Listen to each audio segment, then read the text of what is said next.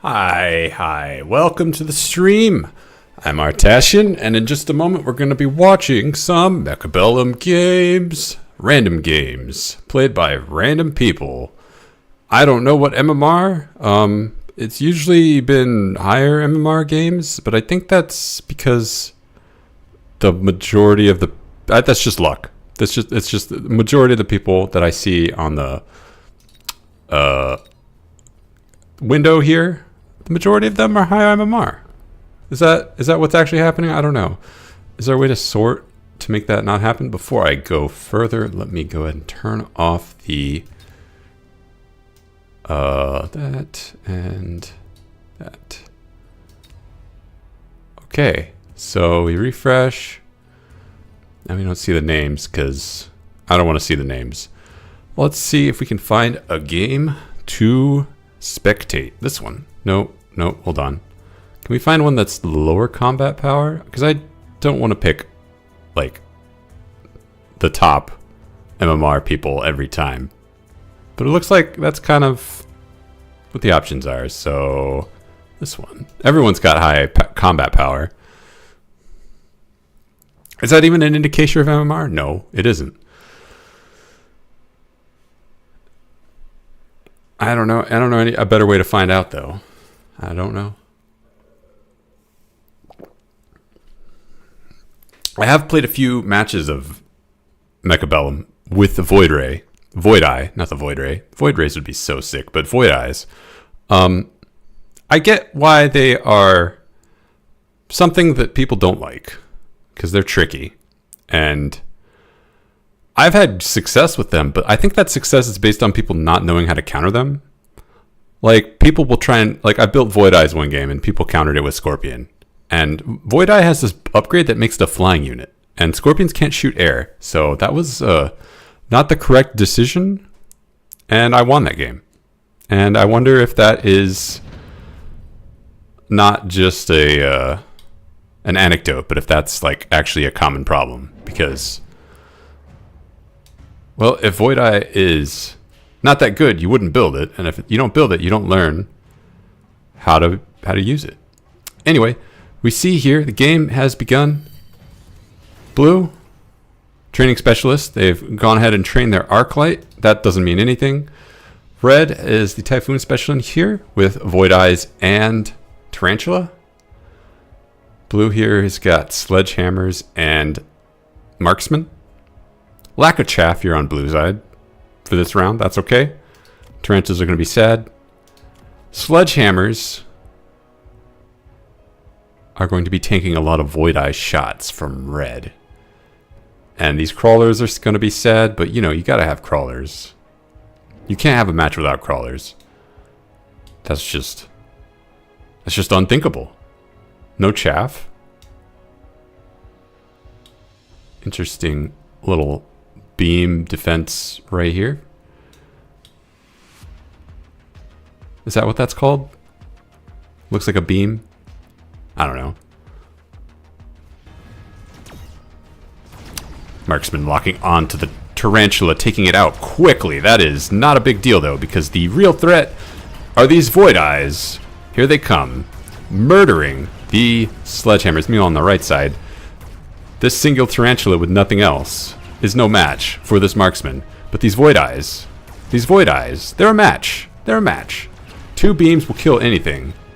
And there it is. All right, so it's up to this singular Marksman to hold off these 4 Void Eyes. And he probably can do it. Thanks to the tower debuff. Yep. Round 1 goes to blue.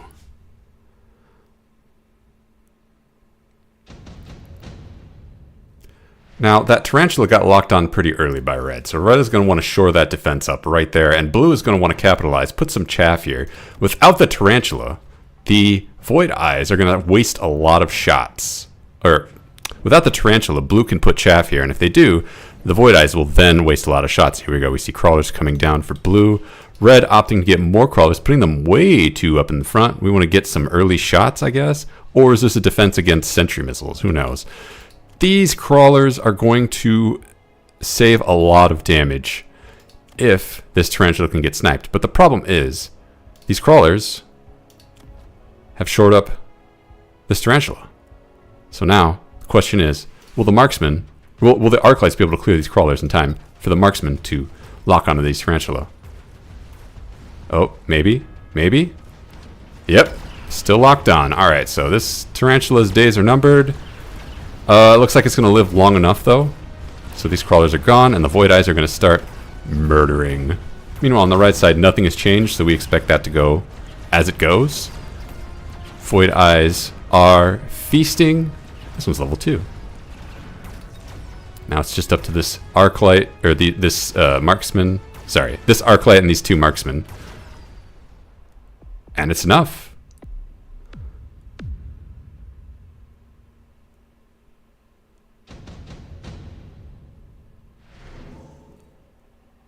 I do feel like void eyes don't have enough range. That is, I will completely agree that they need more range if they're going to be a long range damage dealer. Light high damage unit. Not with a range of 90. They're outranged by arc lights. Vulcan coming from blue over here. That is some serious anti-chaff right there. That is all of their money.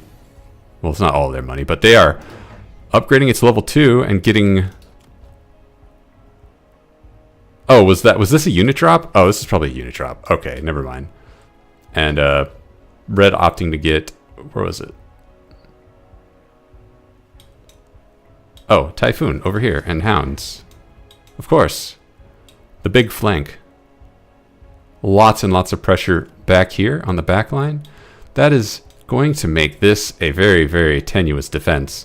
But at the moment, like, the tarantula here is gone. It's been replaced by Hounds. I don't particularly see that as an upgrade. Doesn't necessarily bode well for red. They're really investing heavily into this. Now, if this Vulcan turns around, that is doom for this entire push. Because this Vulcan beats this Vulcan alone beats everything since it's level 2. This is going to be a wall of a giant. And then red hasn't changed this equation at all. It's just a single tarantula. Single tarantula versus level 2 marksman.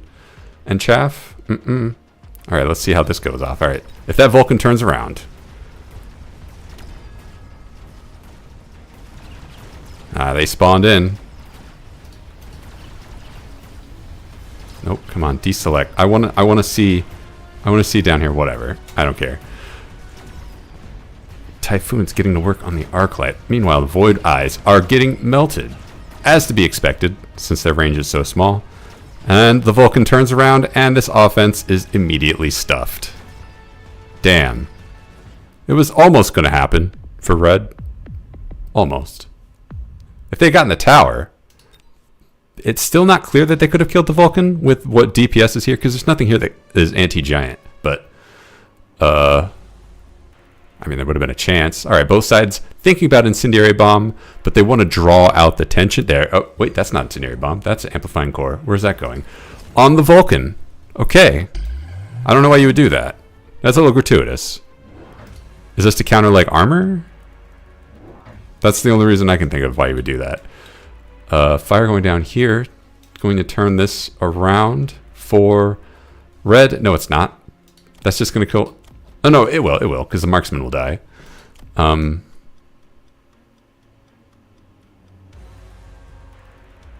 feel like the best place for that, but what do I know? Void eyes over here. They look like they are an answer to the Vulcan, but there's one problem. There's all this chaff in the way. There's a bunch of Hounds here and a Typhoon and stuff, but is that going to be enough to clear the way for these Void eyes? Void eyes also getting charge shot. Good call. Good call. Potentially putting pressure on that Vulcan. First, got to clear the way. Typhoon's up here putting pressure. Typhoon's back here putting pressure. Most of the chaff for blue is dead. Now the arc lights are going down.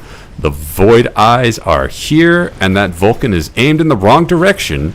Let's see it. First shot, it's getting plinked away. Now this does have an amplifying core on it, so we do need that surround, and there it's gone. Okay. Surround on the Vulcan, and it's over. Yeah. feel like blue would have rather had an incendiary bomb to stop this push, but it remains to be seen what blue can do about this, because this is a massive investment on red's part. This left flank over here, very vulnerable. Now the Typhoons have shields. That's a good thing. Orbital bombardment for blue. Okay. Okay, is red going to get orbital bombardment too, or are they thinking about that advanced shield device? Or laser sight wouldn't be bad. Laser sight on a Void Eye or on a Typhoon. No, advanced shield device? Yeah, since you have Typhoons, this is going to be protected from like cheesy sentry missile, sentry missile, sentry missile. Entire flank is gone. But there's still like plenty of shenanigans that blue can pull here to punish this flank. The question is, while blue is busy over here putting an overlord, what is red going to do over here to make this a winning lane? Let's see. Both sides have put down their units, and we've got a matter of where is this intensive training going to go? Is it going to be a level 3 Vulcan? Are we going to get a level 2 Overlord? Are we going to upgrade a Marksman? Are we going to sit on it? Because I don't actually know how much money blue has. Because the UI is dumb.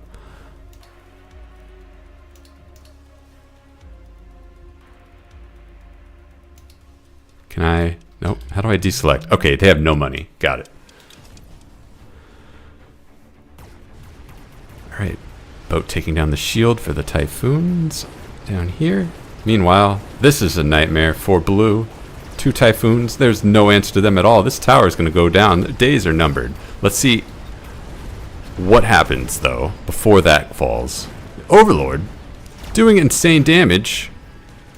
This entire flank is basically done. That's basically done. And that gives this Vulcan all of the space they need to burninate.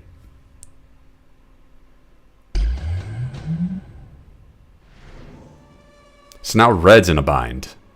And that bind is, what do I pick to put pressure and where do I put it? Because if they pick the wrong place and blue reads them, then it's over.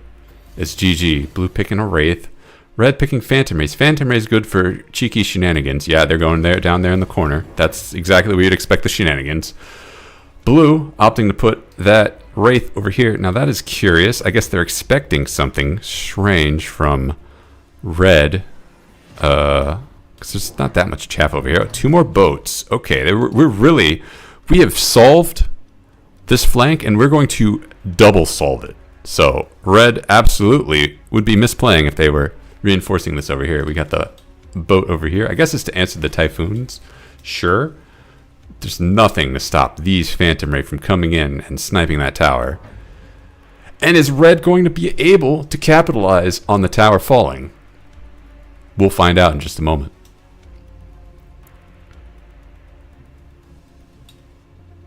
A lot of Typhoon investment over here. I'm not sure what these are for.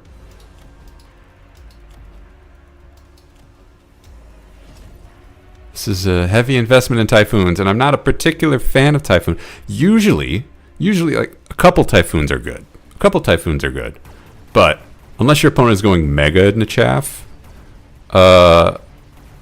it doesn't pay off because it's a 300 cost unit to kill a 100 cost unit. And that is not a good math. Alright, tower goes down for red. Let's see what they can do with it. Overlord down here, getting plinked away at by some Typhoons. Oh, the Vulcan goes down. That is a nightmare. That is basically game. This Vulcan is not a Vulcan. This Overlord is going to die. There it goes. And this one dies.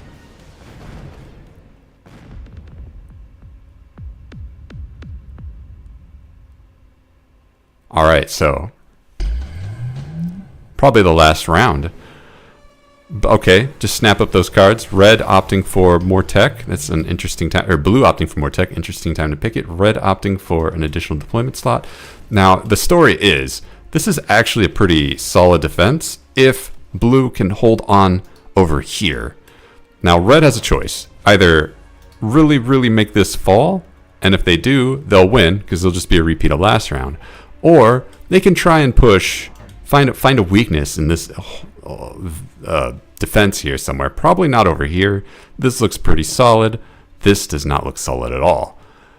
Blue needs to be able to defend here and read what red is going to do. And we see an Overlord coming out. Overlord with Launcher Overload. Where is that going to go? It's going to go over here. It's going to defend against the Phantom Rays. Now, if I don't know my matchups, but okay, there it is. Never mind. There's a Fang. There's some chaff. I was going to say, because I'm pretty sure 2 level 2 Phantom Rays are a threat to an Overlord. Level 1 Overlord. But with those Fangs, this is pretty much locked away. And what is red opting to do? It looks like they're putting down more chaff. I'm not entirely sure what they've changed here. Yeah. Maybe more chaff will make the difference. But if this doesn't fall, this defense should hold nice and tidy for blue. Let's see how it goes. Typhoon's up here getting pushed on. Vulcan is back here, pointing in the wrong direction. Now he's starting to burn the chaff coming at him. He's getting plinked on by Void Eyes, and those are mean Void Eyes. They are quite upgraded. Now, the Vulcan being directed in this direction has kind of left this whole area wide open. Big problem. On the other hand, though, Void Eyes without range versus Overlords with range, well, no, that's just not a fair fight. I guess this wasn't the last round, but it will. The next round could be the last round for red. Blue needs to predict. Blue needs to figure out where red is coming and stop them. Red has a lot of options here. Now, they've completely distracted this Vulcan. The question is, how do they deal with these Overlords? They've given Typhoon speed. Is that going to help them with the Overlords? EMP Void Eyes. That could make the difference.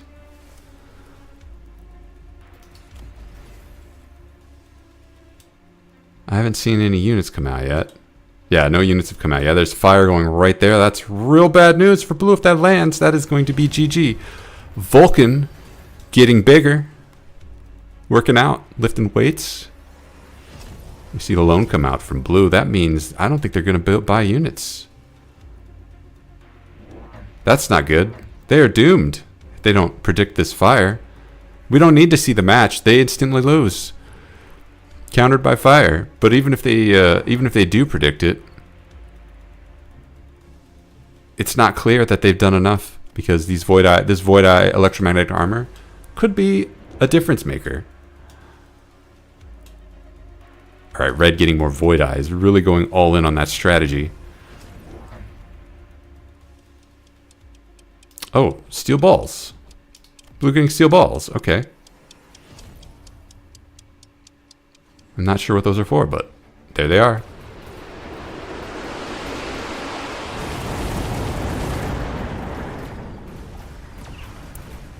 All right, over here we see that the Overlords are EMP. That's going to affect their range, but is it going to affect their lethality?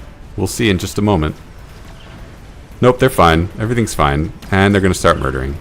It's not long-lasting EMP, unfortunately. The EMP armor on the Void Eyes is only 5 seconds. Left tower going down. Not that many Void Eyes left, and there are still 2 boats to take care of, and this marksman is not making it easy for them either. Yeah. Yeah. That's just not enough. It's just not enough. The Overlord pulls it off, and that's a win for blue. Close, though. Close. Okay, 1600. Fair. Fair, fair, fair. Let's pick this one.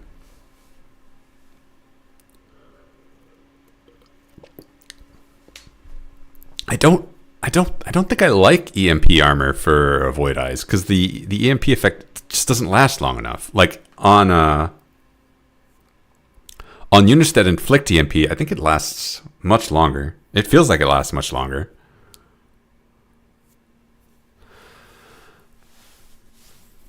You know, 5 seconds. Especially because if the Void Eye gets hit, it's probably dead. So you're kind of hoping that someone avenges the Void Eye, and avenging it in 5 seconds may not be an option. Red getting Training Specialist with the super aggro combo, Steel Ball and Crawler. Meanwhile, Blue has opted for the Quick Supply Specialist, so we'll see what's coming out of their hat in just a moment. They've got Stormcallers and Hounds, both of those not boding well. Now, fortunately for Blue, Red is not choosing to be aggro. If they did, Blue is basically toast. They have no defense against Steel Ball Crawler.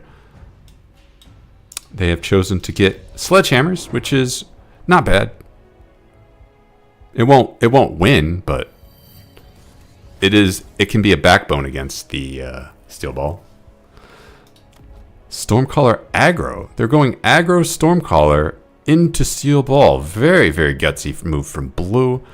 We'll see if it pays off for them. Did Red buy units? Oh, they bought a Crawler back here. No, they bought Marksman. Okay, I'm blind. They bought Marksman and they leveled up a Marksman. All right.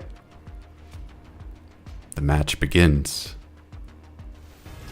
Down here, we see crawlers coming in, missiles coming down onto the balls. That's never good, but really, what's about to happen is this tower is going to fall, and this tiny army is going to swing around, come at the back, see what kind of damage they get done.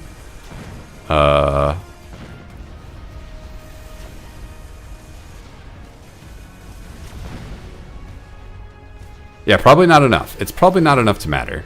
This is too small of an army, but they will get a lot of kills in the meantime. Just kidding. They didn't even kill all the Stormcallers here. Interesting. I think I expected something else to happen, but usually when I see Steel Ball Crawler, it's usually asymmetrical. So the fact that they went symmetrical and Blue has chosen to go asymmetrical has really paid off in Red's favor, because they divide this army in half, which is a lot easier for the Stormcallers to manage. And then this is just not enough. There's just not enough army here to matter. All right, Red being real aggro with these wasps, putting a fire control thing on them too.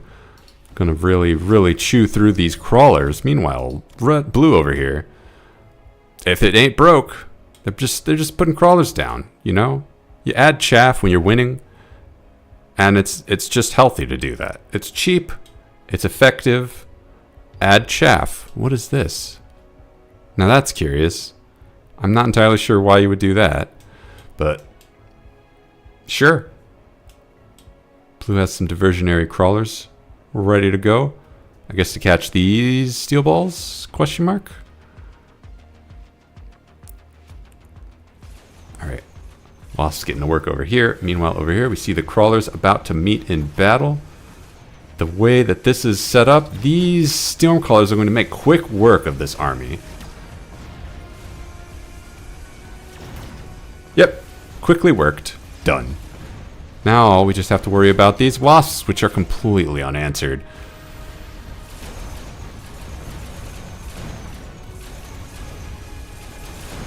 Are they going to level up? That's kind of the question. Then again, they are on the front line. So, if Red wants to take advantage of these wasps being level 2, they absolutely need to move them. Because Blue can easily just put down Mustangs, and it doesn't matter what level they are. They are a waste of money. Cheeky play, though. Cheeky play. Ooh, missile strike from Blue. Alright, well, those wasps are toast. Unless they move. What is Red gonna pick? Missile strike? EM impact? Absorption module. Okay. Okay, where's that going on? We'll find out in just a moment. Yep, Mustangs coming out for Blue. The absolutely correct counter to wasps over here. Does not matter. Red is going to be forced to move those. Now, it's curious that Blue has opted to put the Mustangs down.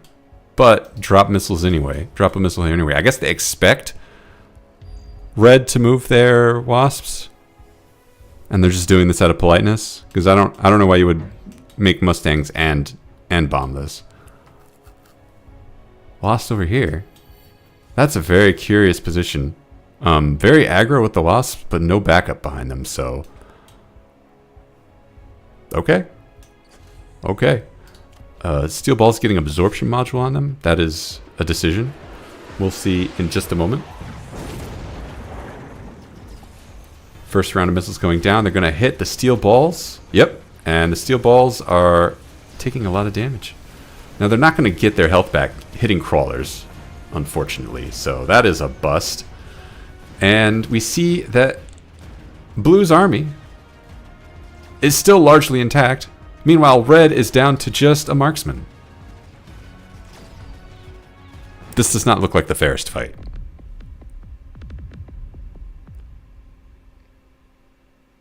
What does Red need here? They need some way to tie all of these disparate pieces together. They've got their armies spread out all over the board.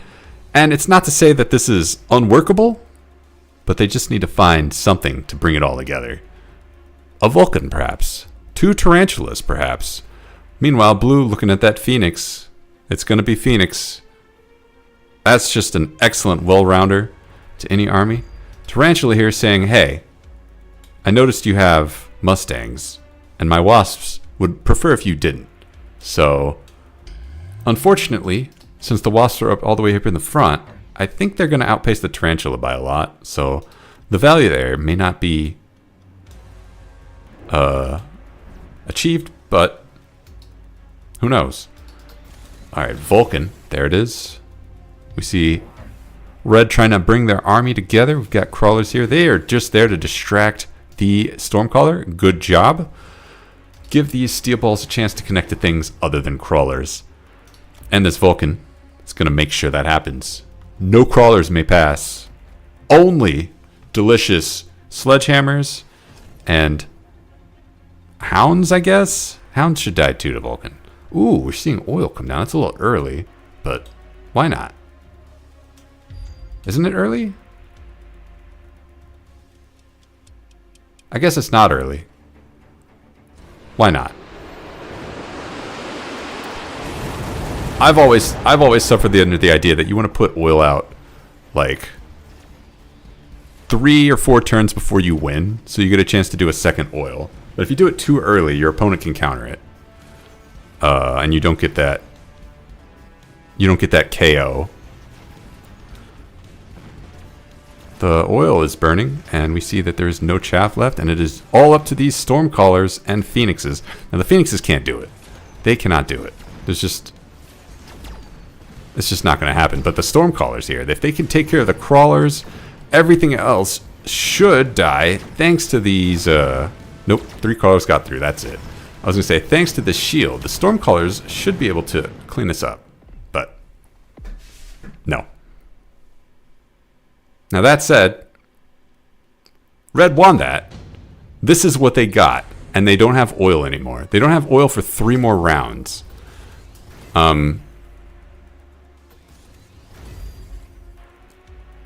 What is the plan? Strategy, what we're doing here, we're getting a second Vulcan. Alright, we really want to tie this army together. 2 Vulcans, absolutely make sure that no chaff gets through. Missile going down here. We don't like these Wasps. It's curious that okay, they got sold. I was going to say, it's curious that they haven't been moved yet, because these Wasps do have jump drive. I saw that, and you can absolutely bamboozle Blue here just by putting Wasps like here. Go over here. Maybe, I don't know. But it's okay, selling them, also a good strategy. This is a curious move. I'm trying to bait out this Tarantula here from Blue. Kind of hard to read. A lot of Phoenix over here. A very heavy reaction to this Tarantula over here. I guess we really don't want to see our Mustangs die. They died anyway. Well, 3 survived. Anyway, meanwhile, up here, 2 Vulcans are like having a day. They're just having a day, melting the entire army of blue. A lot of chaff still coming out. As long as these Mustangs hold, these Stormcallers, which are EMP'd, but as soon as they're not EMP'd, nope, just kidding. Because that tower is down. These Stormcallers have a lot of work to do, because these Vulcans, as long as they are still alive, it doesn't matter what blue does. They're done. The Vulcan counters everything except the Stormcallers. There is no answer here that's not Vulcan. Or that's not Stormcaller. Assault Scorpion, okay. Are we going to see a switch up to Scorpion from blue? Photon emission from red.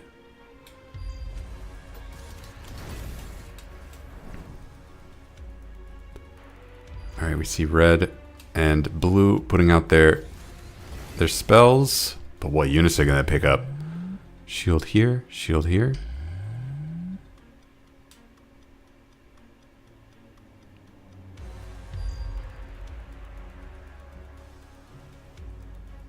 Waiting patiently.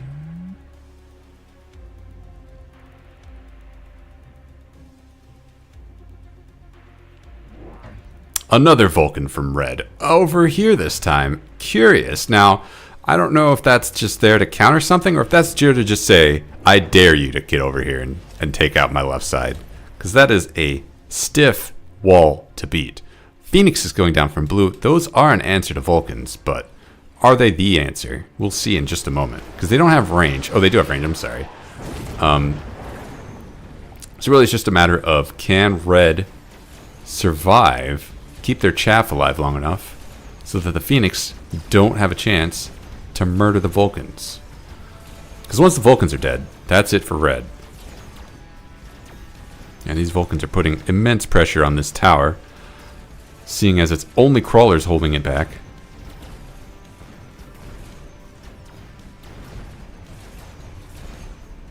Tower debuff out. Phoenixes are counting the seconds until they can start killing these Vulcans. Nope. It's no good. These crawlers save the day. Take out the tower at the perfect time, giving the rest of Red's army a chance to dismantle.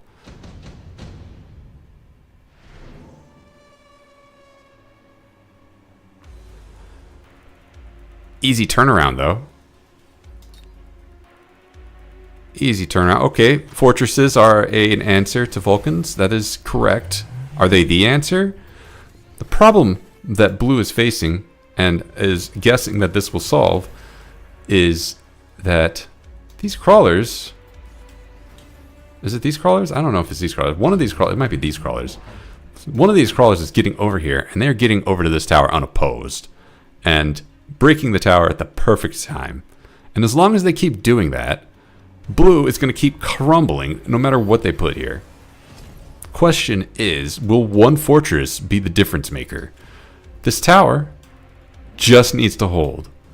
That's all it needs. If it holds, it's GG. And the thing that's keeping this tower suppressed is this Vulcan. I don't think the Vulcan alone is... It's not... stopping this Vulcan does not save this tower, but it'll go a long way.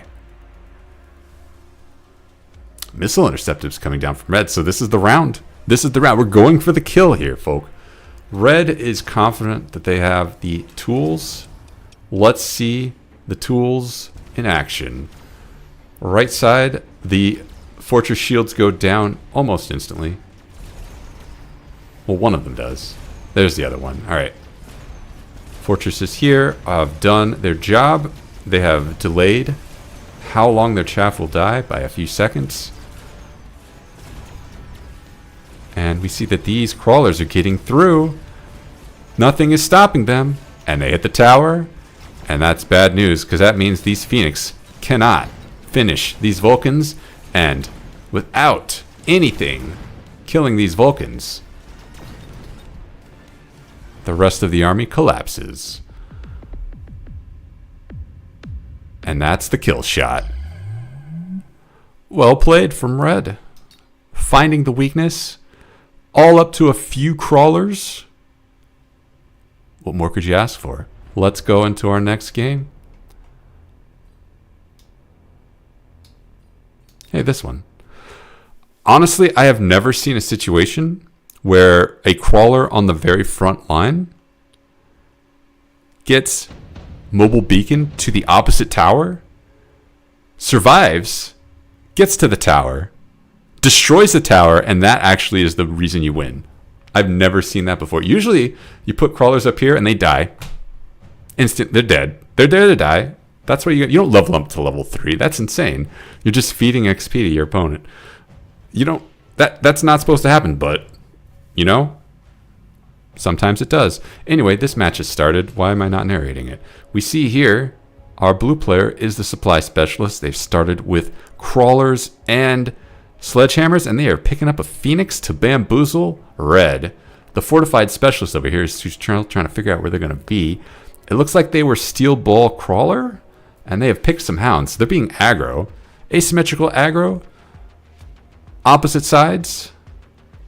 Looks like our red player is going to be happy about that. They're not going to be happy about those phoenixes because there's no answer on this field.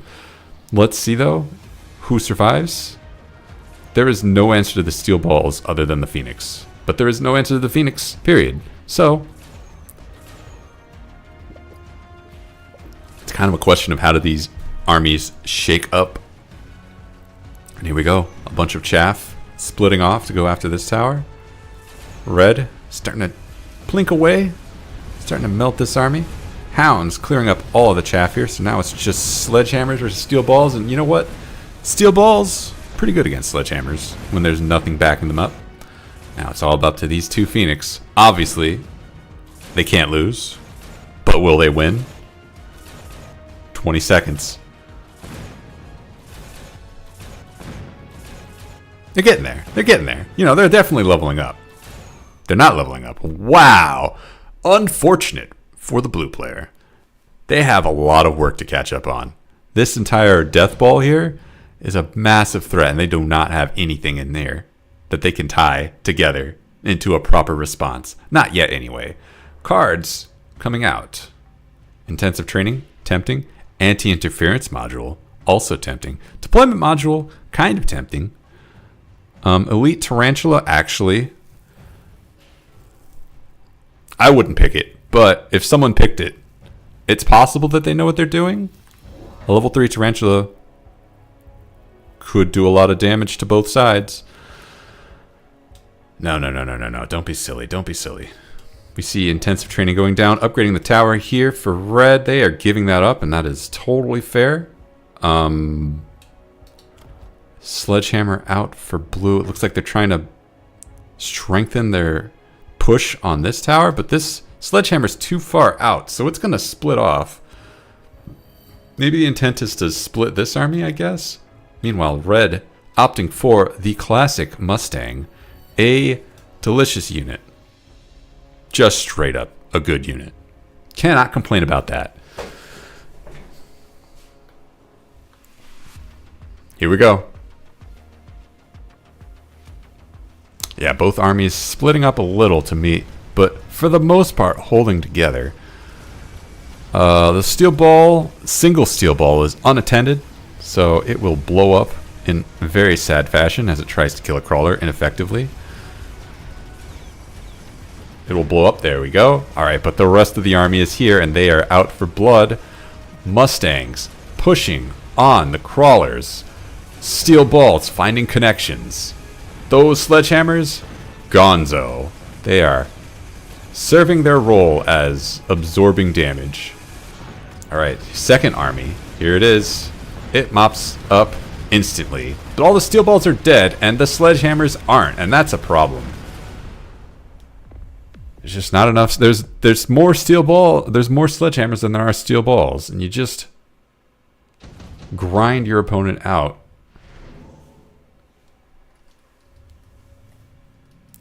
All right, next unit picks.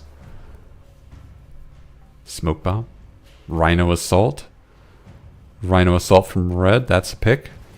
We see that will probably be going down here or maybe here to split the army. Or is it a defensive Rhino? What did blue pick? Oh, they picked advanced missile device. Interesting. Blue stretching their army out. They are very interested in splitting, delaying this group so that they have time to take out this tower. Red opting to upgrade that tower again. That is probably not going to fall at any good point for blue at this point. Fangs for red. Oh, sorry. Mustang for red. They are choosing to just make a strong core. They don't really have an answer to this escalating number of sledgehammers. I guess the hope is that the steel balls have enough gas in the tank to get there. We'll see if that pans out. Crawlers coming down for blue. Where are they going? Are they flanking or are they just... Oh, they're back here. They're ready to receive this Rhino assault. Unfortunately, Rhinos are stronger than crawlers, so we add a sentry missile to really shore that up. Now, it's kind of fun to put a sentry missile there. Is it going to make the difference, though? That is an advanced sentry missile, so the Rhino will be upset if it lands on him. But will it land on him, or will it land on these hounds that are about to enter? It's going to land on the hounds. Very sad hounds. Very happy Rhino. Anyway, we see up here that the crawlers are having a field day with the fangs, and now they're getting to work on that tower. But they're not going to get through it anytime soon. This army over here gets mopped up like it doesn't exist. It is gone. And the entirety of Blue's army is hitting a tower that doesn't want to yield. And this tower does want to yield. It falls over now, and so does Red. Both towers over.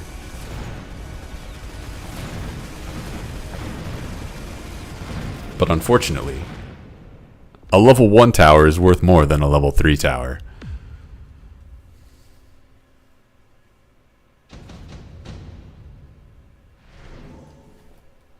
Alright, so blue has a choice. Keep pushing on this tower, take it out faster, or try and slow this red push down. Maybe draw some blood with a scorpion or two. That might be what the doctor ordered. We'll see. Blue picking a typhoon. What is that for? Red thinking about those rhinos. Very delicious. Or saber-tooths. Saber-tooths are an excellent hunter against sledgehammers. Or tarantula to slow down Blue's push over here. Who knows? I named every unit. It's one of them. It's gonna be one of them. Red is spoiled with choice. So many choices. Could it be anything? It could be everything. Will we find out what it is? Just pick already. Whatever. We'll come back to that once it happens. Blue putting down oil in round 4. I think that's the right time. Slowing down this push is going to be massive, and we've stretched the sledgehammers out. Okay, red has picked the rhinos.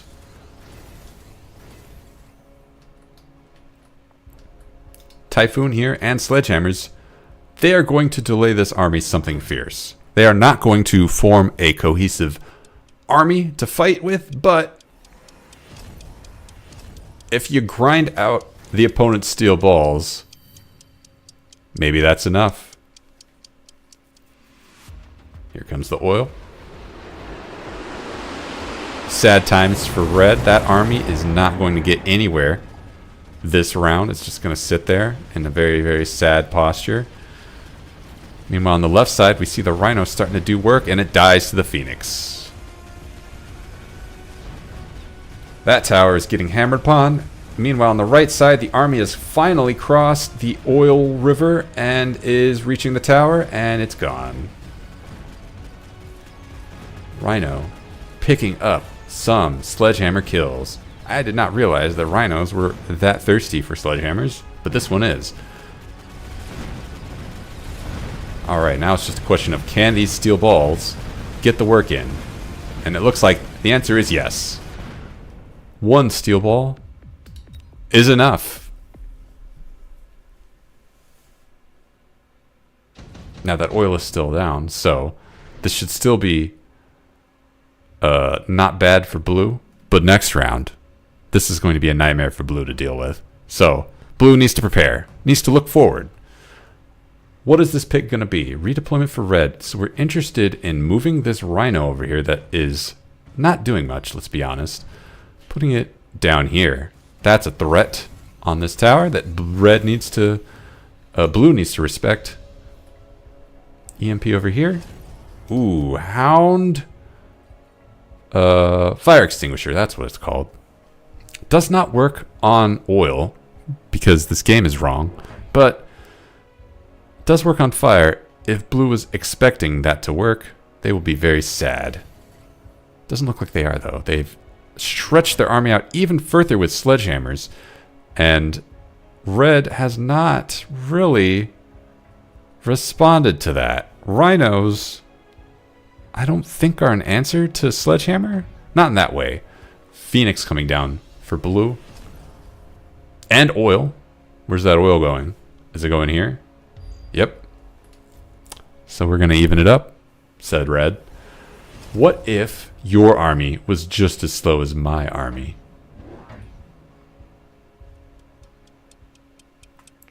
Even more sledgehammer. Now, the Phoenix have a lot of work to do. They are basically the steel ball killers. That is their job.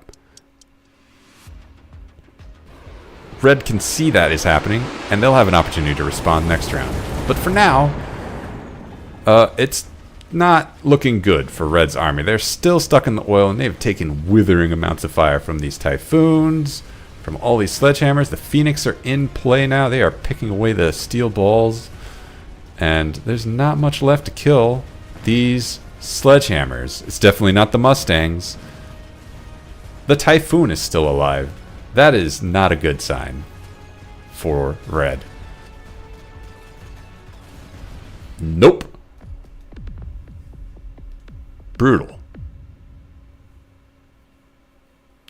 Now that oil is gone for red, but they've got to be thinking, okay, there's an actual army here on my right side. I have to slow them. I have to deal with them. I have to bust through them if there's any hope of me getting to victory. Picking up a nuke. Blue looking at enhancement module. Nope, they're going to skip. Red going to nuke the oil. That's a good place to nuke. That just means they need to deal with this army on the right side that's there. What are they going to do to make that a reality? Let's find out. Red has several options they could go for. Phoenix. It might be a little late to go Phoenix, but I mean, you got to do at some point. Scorpion would answer this army very well. They've gone for final blitz on the rhinos. Now that's curious. Not necessarily bad this round. It will definitely punish blue. The question is that going to be a durable solution, or is that going to be a one-round wonder for red? Because blue can easily turn that around and make that into a liability if they can find a way to snipe those rhinos before they move. Which, I will remind you, they have advanced missile devices. So, those rhinos can be knocked down very quickly by sentry missiles. Let's see what happens this round, though. Those final blitzes, they are poised to do massive damage. Oh, we're seeing sentry missiles out here. Does blue suspect something's up? Because, yeah, that countered that rhino. And that rhino's countered too. That one didn't do nearly as much damage as it could have. Probably not the value that red needed.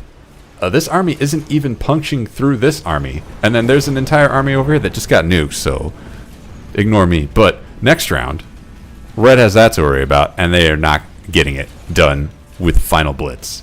They have one more chance, and then that's closeout for the game. Door quickly shutting. What can red do? They need to find an answer this round. Blue needs to predict that answer and counter it. Can they do it? Vulcan. That's a big boy.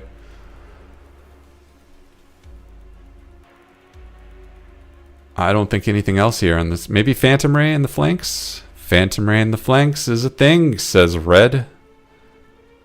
What if we put them right next to our Rhino buddy? And blue has opted for the same thing. We got Phoenix over here. That's not Phoenix. We see Phantom Ray over here. Where's the second one? Oh, blue predicting that exact move, putting the Phoenix. Why do I keep saying Phoenix? The Phantom Ray in exactly a mirror position. Now, unfortunately, I think this final blitz is just going to end both sides. So that is not. This is a nothing. This is a black hole. Where's the other Phoenix Ray? Over here. Phantom Ray. What the? I'm just going to call them bats. These bats over here. Did not realize there was a Rhino Assault also on the way. Unfortunately, this Phantom Ray is poised to answer it very effectively. But that final blitz is probably going to do a lot of damage in the meantime. Now, blue has correctly predicted all of red's moves. Are they also going to put sentry missiles down to close the game out? It looks like the answer is yes. And they're being a little extra. Actually, wait, those are red's sentry missiles. No, they're not. We got a Rhino here in the back. Where did the Phantom Rays go? They didn't stick around. That's a problem. This tower is under threat. This is potentially going to turn around. Just kidding. There's actually no army left for red. I was staring at this Rhino, and I did not see that it's literally just the Rhino left. Unfortunate. Putting all of your hopes and dreams into the Rhino and then having your Rhinos get sentry missile down. It hurts. But he got the tower down before he died. Hats off to you, Rhino. Hats off to you.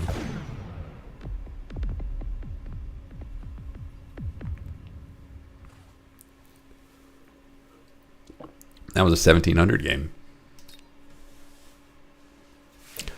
Okay, well, let's move on to our next match, which is going to be a match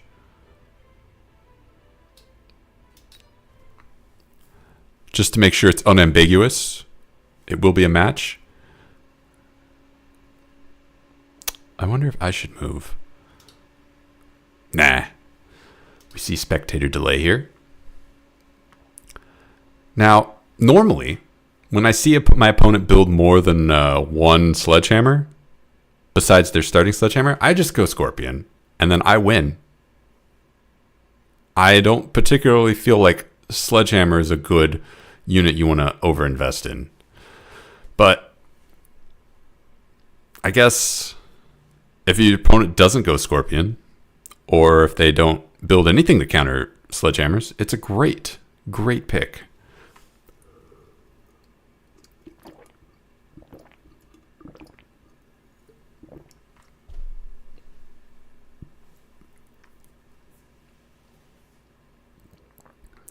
Here we go.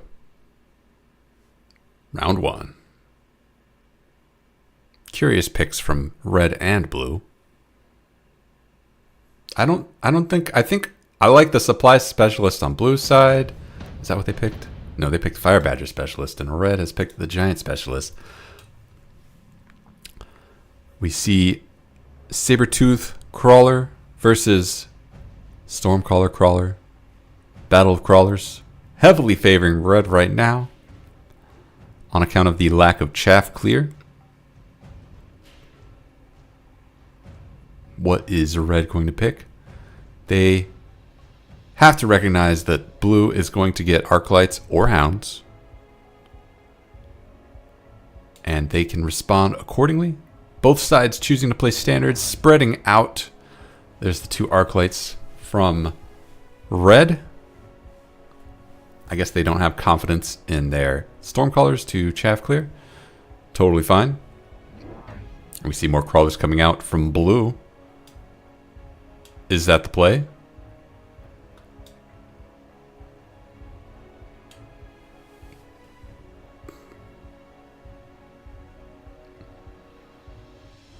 Oh, undo. Right. We have recognized that we don't have chaff clear, and the hounds have come to play. There we go. Crawlers shoring up the middle. Nope, just kidding. Put them on the side. We really want to put pressure back here. Everything is set for this melee. Here we go. Crawlers spreading out. They recognize that they are there to die, and they want to make sure they die well. Hound's getting murdered.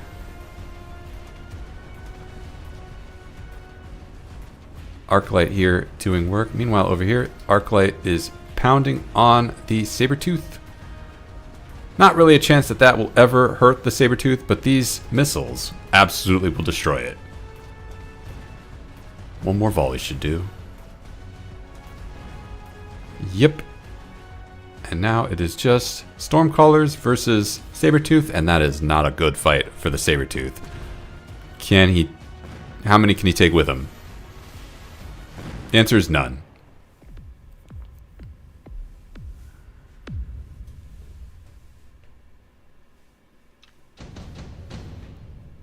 Bum, bum, bum, bum. I'm gonna go in the corner.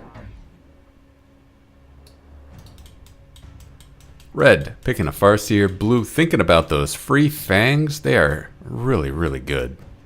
Free fangs. They're level 1. That's ideal. What else could you ask for? Not thinking about the steel balls. We would never pick that right. It's the fangs, of course. We see that now we need to give our Sabertooth some screens. Chaff screen. Just kidding, we're going to put the fangs behind the towers. They are there to cheer on the Sabertooth as it destroys the enemy army. Phantom Ray coming out for blue. What is red picked? They've picked more chaff. Totally fair. Where's that Phantom Ray going? Just kidding, we canceled it. We're getting Mustangs. Mustangs, good unit. Just a good unit.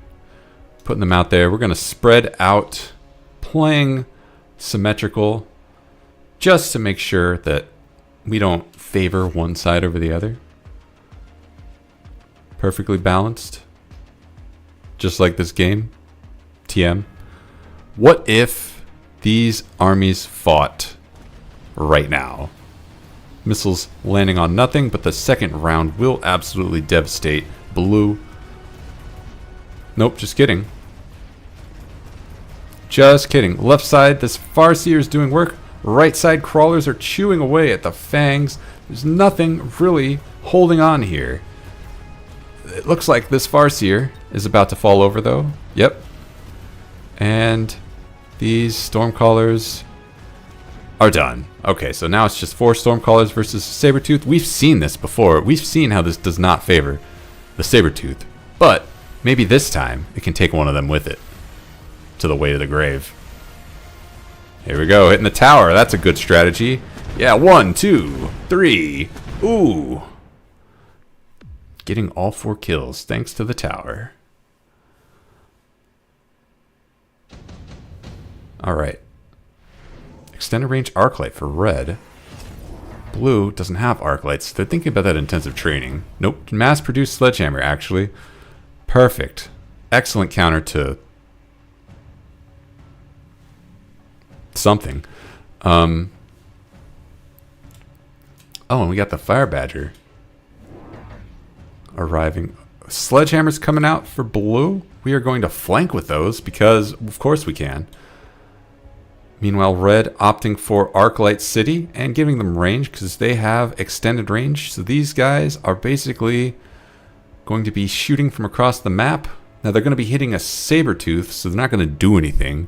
But it will be visually appealing as it happens. Crawler's coming out for blue. Red thinking about, here's what I need to do. I need to build, wait, oh, they already built arc lights. What am I talking about? They need to create space for their Stormcallers to do all of the work. As long as there's space, the Stormcallers will fight. Arclight's getting caught on the the sledgehammers. Up here they're down, and back over there they're down. That's a problem for next round to worry about. We see the Arclights plinking away.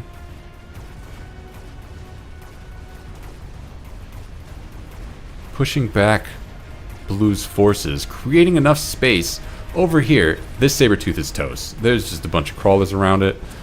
It is not going anywhere, and we see a mirror situation for this Sabertooth as well. Now, these Fire Badgers, completely unanswered, melt away the Stormcallers and the tower. Something for Red to worry about next round. There's a lot of problems on this board for Red to worry about. Even though they're winning, any of these could mature into defeat. Red picking offensive tactics. Blue thinking about intensive training. Yep. We've got to worry about, if we're Red, we've got to worry about these Fire Badgers. These Sledgehammers could develop into a real threat. Not only that, but Red gets to play this game. They're going to build fangs. So they're not really answering anything. They're just chaffing up because they are winning. And you know, when you're winning, why not? Putting fangs behind the arc lights. All right, more Fire Badgers. Blue sees the weakness. Putting okay, they don't see the weakness, but they are going to just shore up their army with Fire Badgers. Why not? They're decent. We need to make sure that our Sabertooths don't get caught on chaff. You know what clears chaff? This guy. Sentry missile here to stop shenanigans, I guess. But no shenanigans come. It is only Fire Badgers. First volley's landing on nothing, but the second volley's... Oh my goodness! These Stormcallers already dead! The Phoenix taking advantage of the army being in the wrong place. They're all dead. This Sabertooth doesn't have anything to do.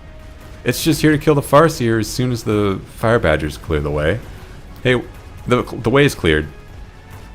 Goodbye, Farseer. Meanwhile, over here, army has completely mopped up these crawlers unanswered. The Stormcallers here don't have a Phoenix sniping them, and they are able to do the work.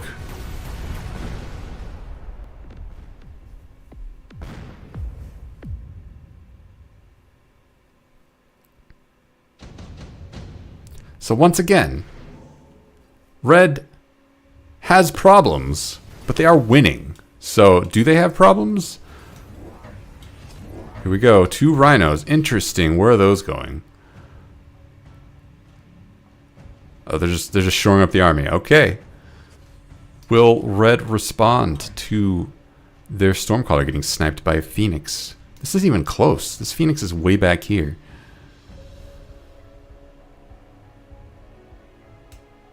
Oh, we're just undoing the rhinos. Never mind. My bad, guys. New strategy. Crawlers.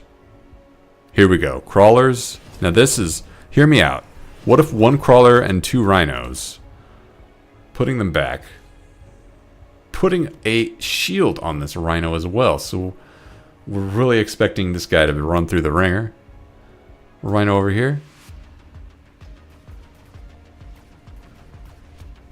See a Farseer has been added to the right side over here. That should add a little help. The Stormcallers here completely exposed. Phoenix is about to melt them away, and that is bad news. Yeah, the rhinos are tanking damage, so the Fire Badgers can do work. That is an excellent strategy from Blue.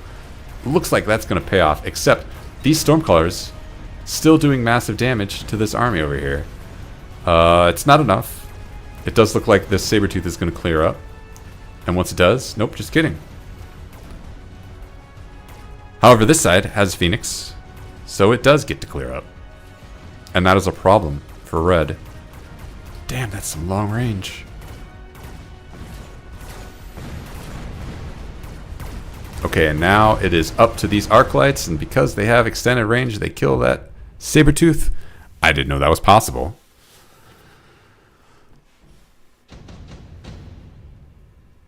Did not know that was possible. What are you going to pick? Fortress. Okay, Red. You've selected the Fortress. Blue. Many options here. Could pick Wasp. Could pick Fortress. Maybe Marksman. Probably not marksman. Wasp makes the most sense.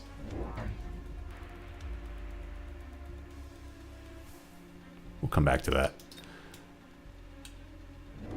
Red going for arc light carry, getting elite marksman on them. Fortress over here. It looks like they are there to absorb the Phoenix shooting these Stormcallers. All right, it's marksman from blue.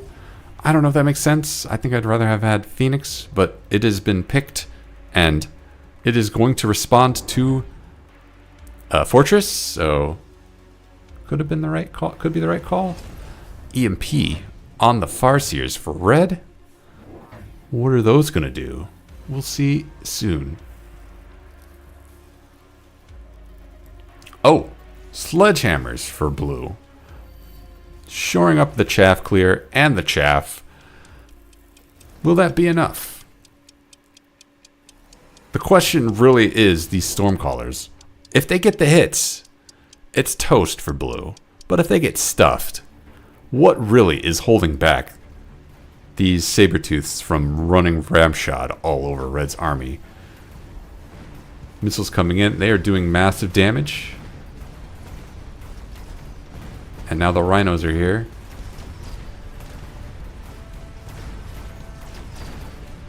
That fortress on the left side still holding strong. Meanwhile, the right side, it is pushing through, but it is also getting melted very quickly by those Stormcallers. There's not much army left. It's just a level 1 Sabertooth, and it is now a level 0 Sabertooth. Meanwhile, on the left side, there is not much army left either. Pushing through is a challenge. Wow, it's bad news when arc lights are killing your marksmen. I think the marksmen have 200 range and these arc lights have 163. But since they're elite, it's going to go up. Alright, obviously we pick intensive training. Extended range Sabertooth. Now every time I pick that I lose, so I don't like extended range.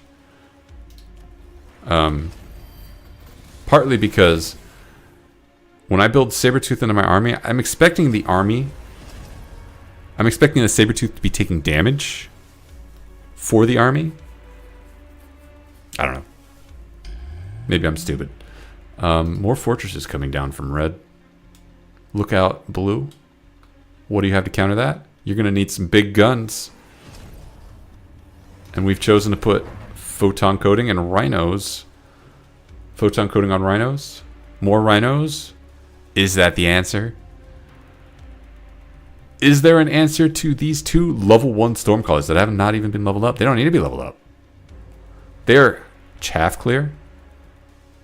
And these sledgehammers absolutely count as chaff. They are murdering these Sabertooths, who have just gotten even fewer hit points. Thanks to extended range.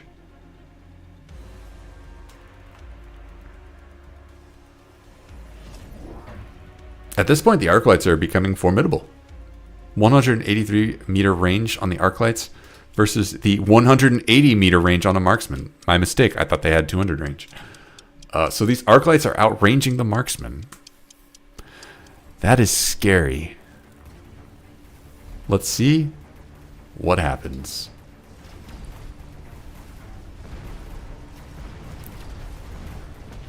Missiles raining down on Blue's army, doing massive damage, and the arc lights are clearing away any chaff that dares to get close to those fortresses. They are taking hits and still standing. These rhinos are finished. It's just the fortress versus a bunch of chaff and some Sabertooths that cannot hold. They are gone. Everything of Blue's army is gone. It's just these marksmen, which are outranged by arc lights, and that is game for red. Well played. There were weaknesses, but they never came to fruition for blue. And red finds the win. All right, can we find a higher MMR game? Let's go. Nope.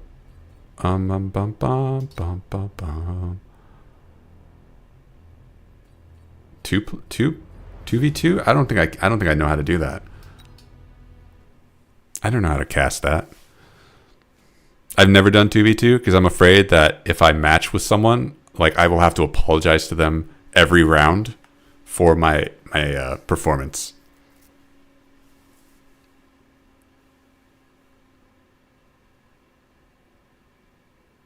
In 1v1, if I play poorly, I don't have to apologize to anyone.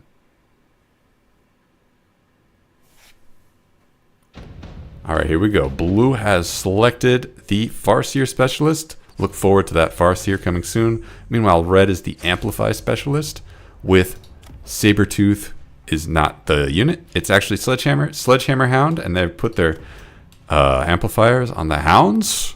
That's a bit aggressive, but it happened. Meanwhile, blue here, Sledgehammer, Marksman.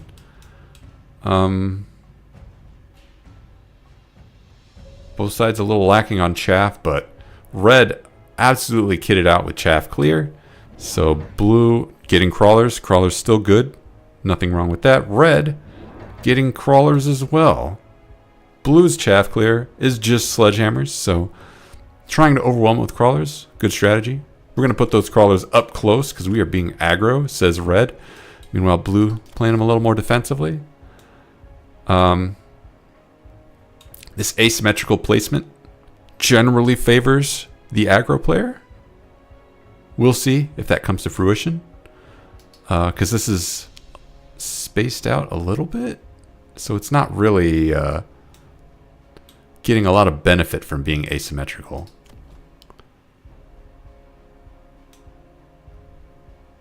I would say blue is all things considered positioned as well as they could be without like being a mind reader. Here comes the chaff. Unfortunately, all of these tanks are out of position.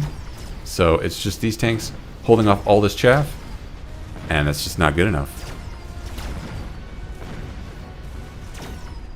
They go down and this tower is exposed. And it's just two marksmen still plinking away at crawlers while the tower goes down.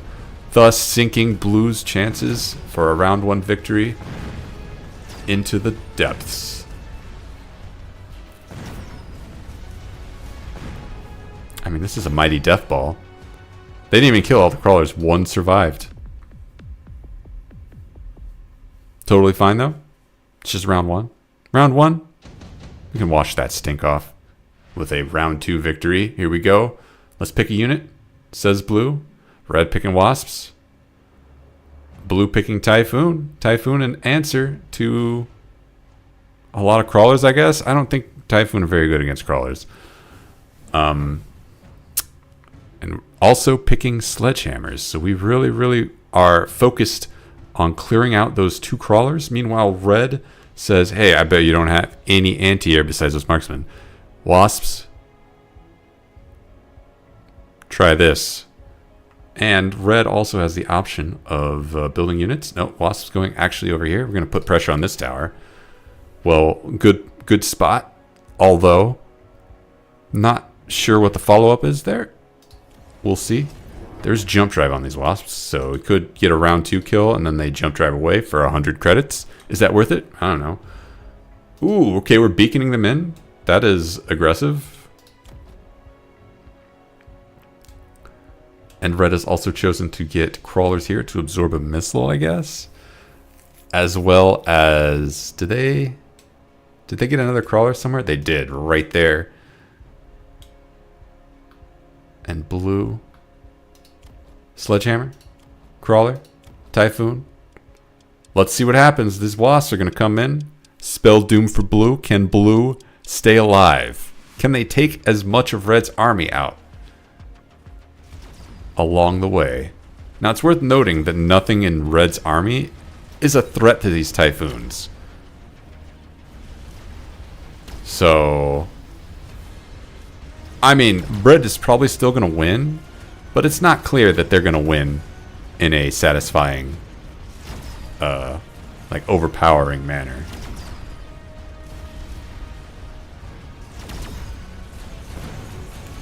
See the wasps coming in here, clearing up the back. Typhoon's here, tanking a lot of damage and clearing away all of these guys. Actually, I'm pretty sure the Typhoons carried this battle on account of there's nothing here to counter them. So that's actually a huge blunder for red. Their Wasps, a wasted move. Alright, both sides see orbital bombardment and they have to pick it. It's mandatory by the orbital bombardment convention of whatever patch that spell was introduced. Just kidding, red says, no, I'm not a signatory to that committee. I don't respect orbital bombardment. Blue, though. Blue. Really drawing out. There it is. That's not it. That's smoke bomb, actually. What are you doing? Anyway, we see a smoke bomb come out. That's going to be bad news for this army for 2 rounds. Those Wasps have been sold? Yeah, they've been sold. Okay, not jump drive. Totally fine. We see missiles here. Those are unnecessary, but well warranted. Blue, meanwhile, choosing to shore up this side of the tower for some reason, and red has chosen to put steel balls into play and hounds. So extra pressure on this tower. The steel balls will clean up these Typhoons if they can connect. What's stopping them from connecting? Chaff. On this side, I guess. I don't know. This chaff... Ooh, another Typhoon coming out from blue. This chaff will go in this direction and fight the army on this side. So the steel balls do need to be careful. They don't get entangled. Let's see what happens. These Typhoons not moving. They just... I spawn where I spawn. Smoke is down. Bad news. Typhoons firing away, doing a lot of damage. Those steel balls are here. They are melting the army. They are not getting caught on crawlers, but crawlers are behind them, and marksmen are cleaning them up. No chaff to cover those steel balls, so they die, and the Typhoons are unanswerable at this point. They just fire 8 million rounds into each sledgehammer, and that is the sledgehammer's bullet limit, and it explodes. Alright, these hounds... no good.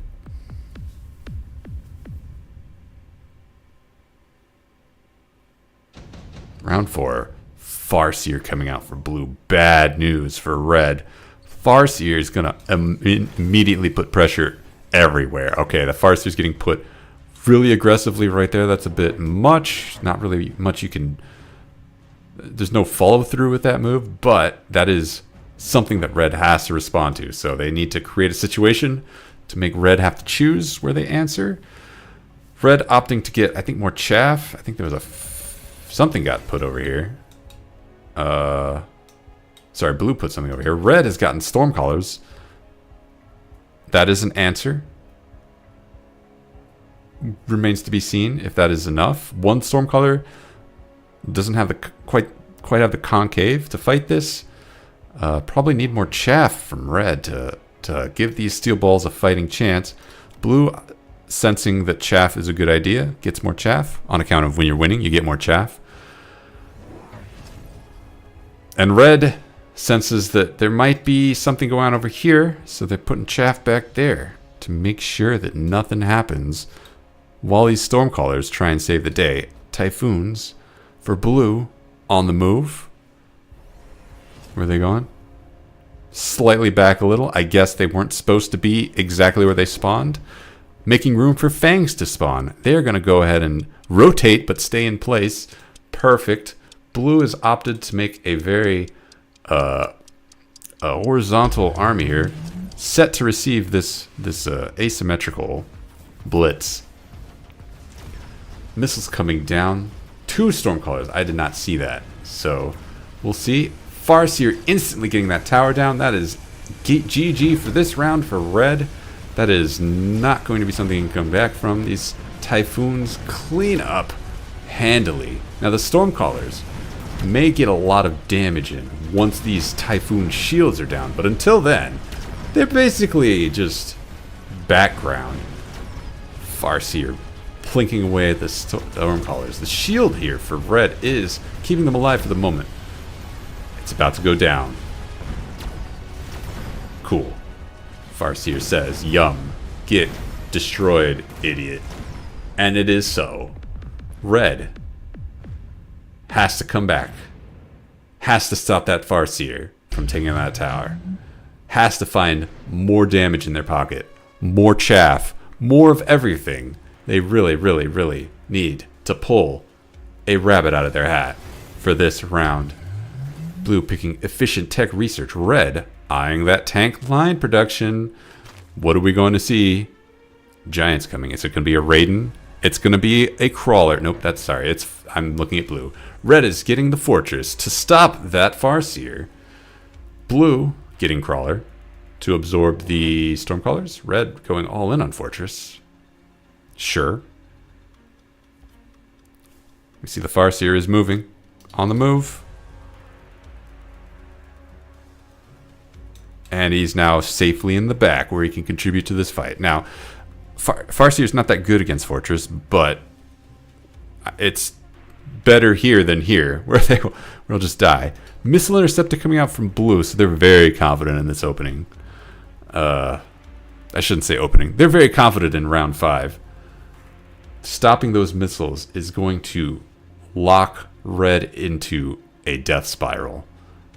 Now, here's the thing.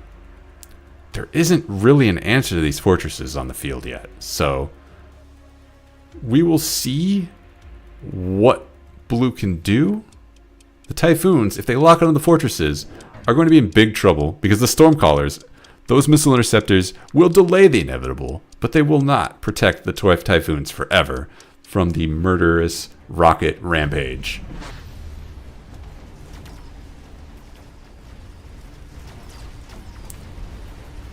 And the battle lines are formed. The crawlers coming in. The ones for blue pushing forward to meet the sledgehammer of red. Typhoons whittling away at everything. The fortress on the left side plinking away at chaff. Never a good sign, but it is spawning sledgehammers, and those sledgehammers are contributing, and now the fortress on the left is free. Fortress on the right gets whittled away very gradually. Stormcallers not able to do enough damage, unfortunately. It's all up to this singular fortress. Now, it is spawning sledgehammers at a constant rate, so the longer it lives, the better chance that blue has. Nope.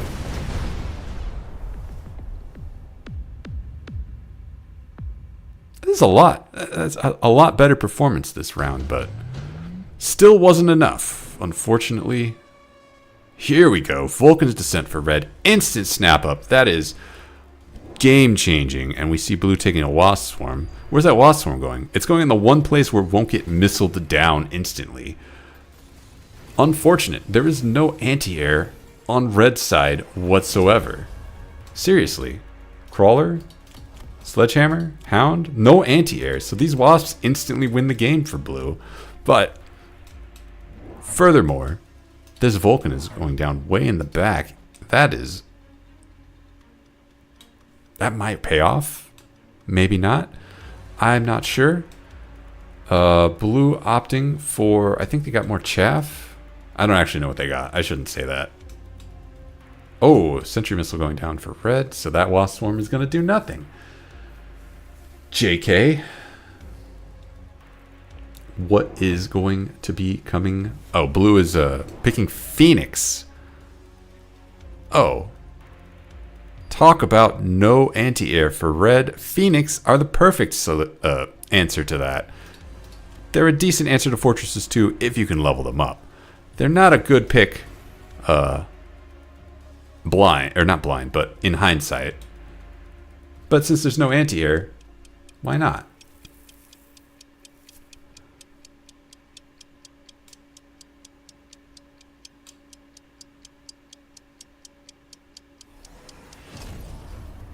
Last second range for the marksman.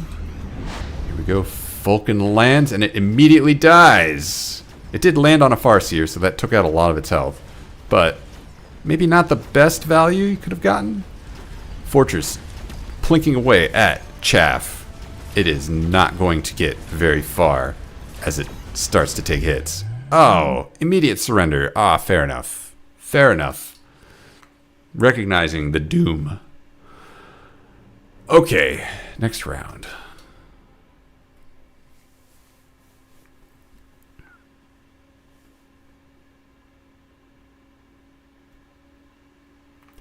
Spectator delay.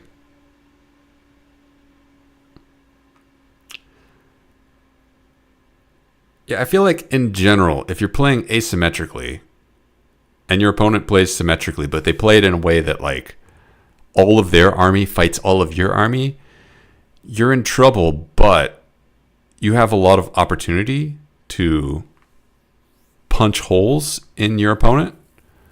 But at the same time, you're also very vulnerable to being pulled apart. So like your opponent is spread out more than you. So if you focus all of your attack on one point, you'll break through. But if your opponent puts like one crawler in the back, it will split your army very hard. And it's harder for you to split their army if their army is already spaced out more. Red picking aerial specialist. Blue thinking about the fortified specialist. There it is.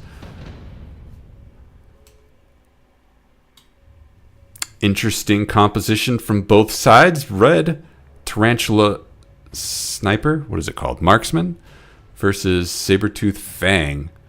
Now, red getting some positioning here while blue picks down arc lights. Blue has kind of the trifecta of chaff clear, tank, and chaff. And red has the same thing going on if they decide to pick up fangs or crawlers. It'll all come down to positioning, and it looks like red is trying to favor a more asymmetrical approach, and blue has picked a wide defensive approach. So if red goes asymmetrical, there's a good chance that they will divide and conquer. We see crawlers come out from red. Crawlers are in position. It looks like they're placed in an aggro posture. Blue may be in trouble here. Then again, we will see. It all comes down to the positioning. Every pixel counts in round one. This marksman might be a little bit too far. Might get caught on these fangs and do nothing the fight. It might get shot by this saber-tooth who comes over here and wings him. We'll see. 10 seconds to go. What are we waiting for?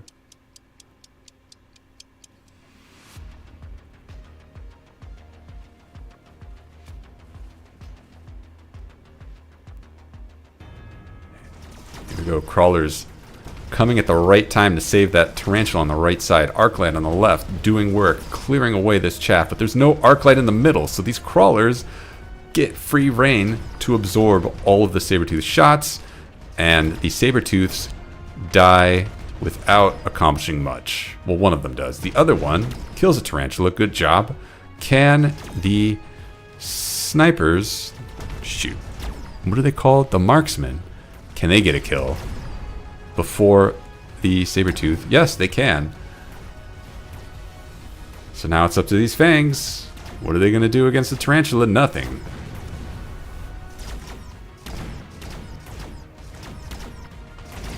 Are they going to get a kill on these marksmen? The answer is no. The marksmen are too tall.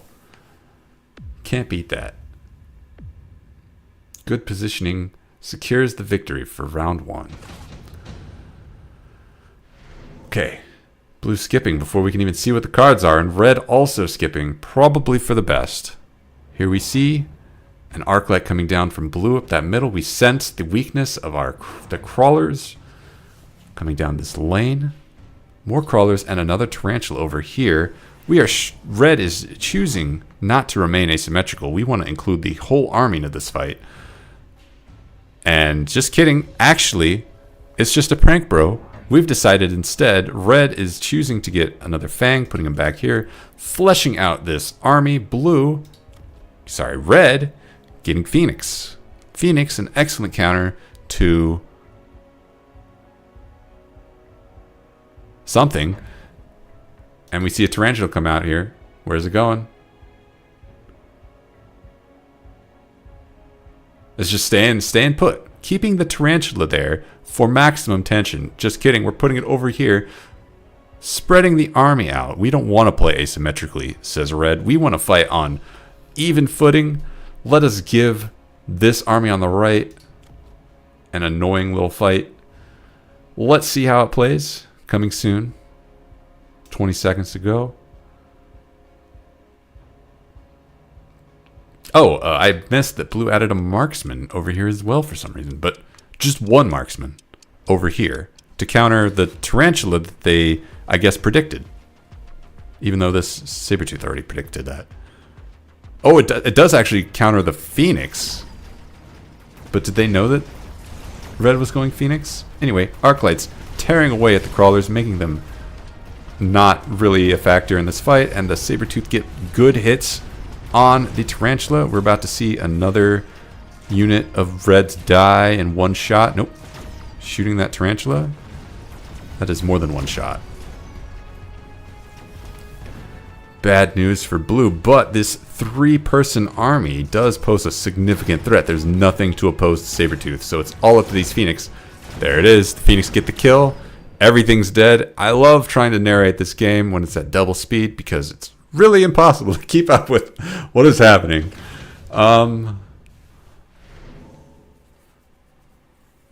Here we go. Both sides see Void Eye. Just kidding. No one would do that, right? Both eyes see Hound. Blue sees Hound. Curious pickup. But why not? Hound, the chaff clear, that's also chaff apparently. Red, thinking about that Raiden. You know what the blue does not have? A lot of capital ship anti-air. Raiden is that. Bring it in. Punish blue for their lack of anti-air. Just kidding, we're going Void Eye. Void Eye, an excellent answer to Sabertooth.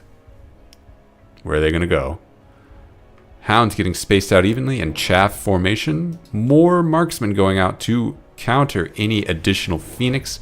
Just kidding, we're going to get a crawler and anti-air on these marksmen. We really, really, really want to counter Phoenix before we confirm that our opponent is going Phoenix.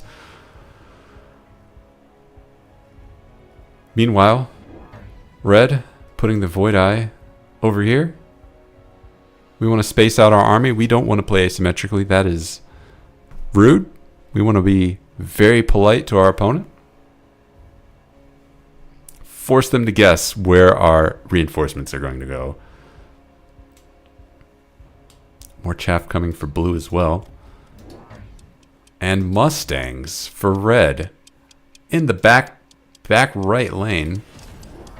Looks like red is trying to turn this lane around, going from nothing to an entire army in the space of 2 rounds. Will blue spot it in time?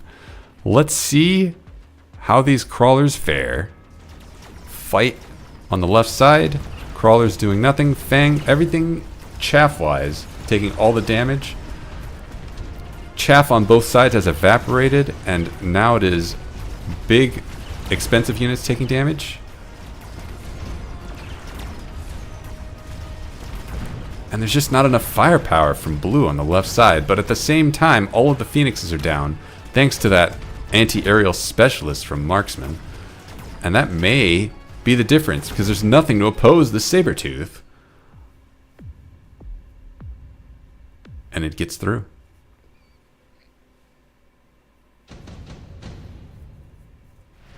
Efficient tech research for both sides. Tarantula for red. We're going to put that here for maximum symmetry. Symmetry is actually how you win this game. It's not about beating the opposing enemy, the opposing side. It is about symmetry. This is actually a measure of symmetry. Blue has chosen to get Mustangs. Mustangs are just a good unit, so I can't criticize. I'm not sure if that's intended to counter something or if that's just getting it for fun. Tarantula range coming down. So there was a tarantula here, but it got sold. Or it got undone. Crawlers. More chaff. Chaff, chaff, chaff.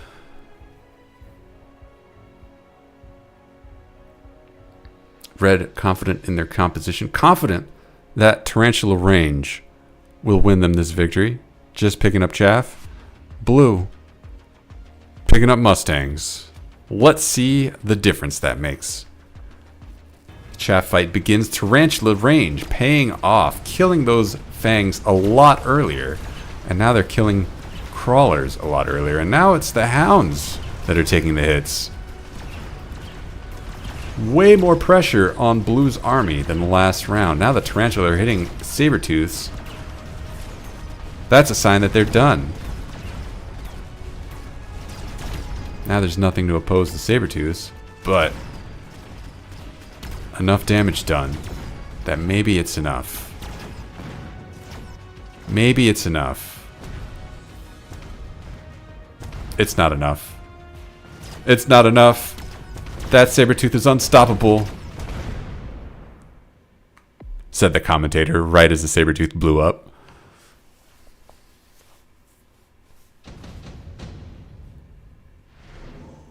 Cool, we don't even get to see what card that is. Just trust me, bro. Both sides have picked massive Stormcallers. I guess that was 3 times Stormcallers. Red choosing to spread them out evenly. Blue also doing the same and picking up Sabertooths and giving them range. Are we going to see anti-missile coming out from blue? Are we going to see anti-missile coming out from red? That 4th Tarantula makes another show for red. Is it going to actually stick this time or vanish? We'll see. It's not quite symmetrical, so red immediately loses 50 points.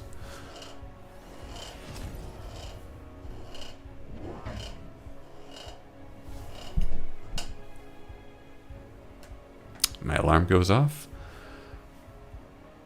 More Phoenix coming out from blue. Interesting when your opponent already has got the counter. But what else can you do, I guess? I don't know.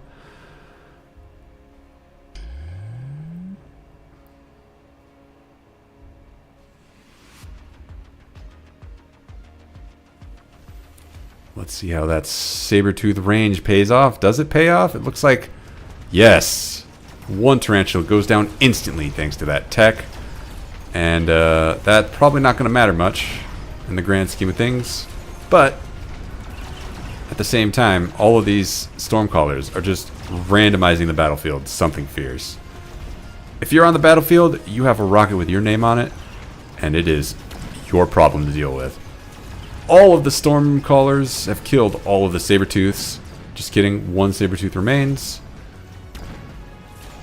And now it's just missile on missile, and that is not good for red.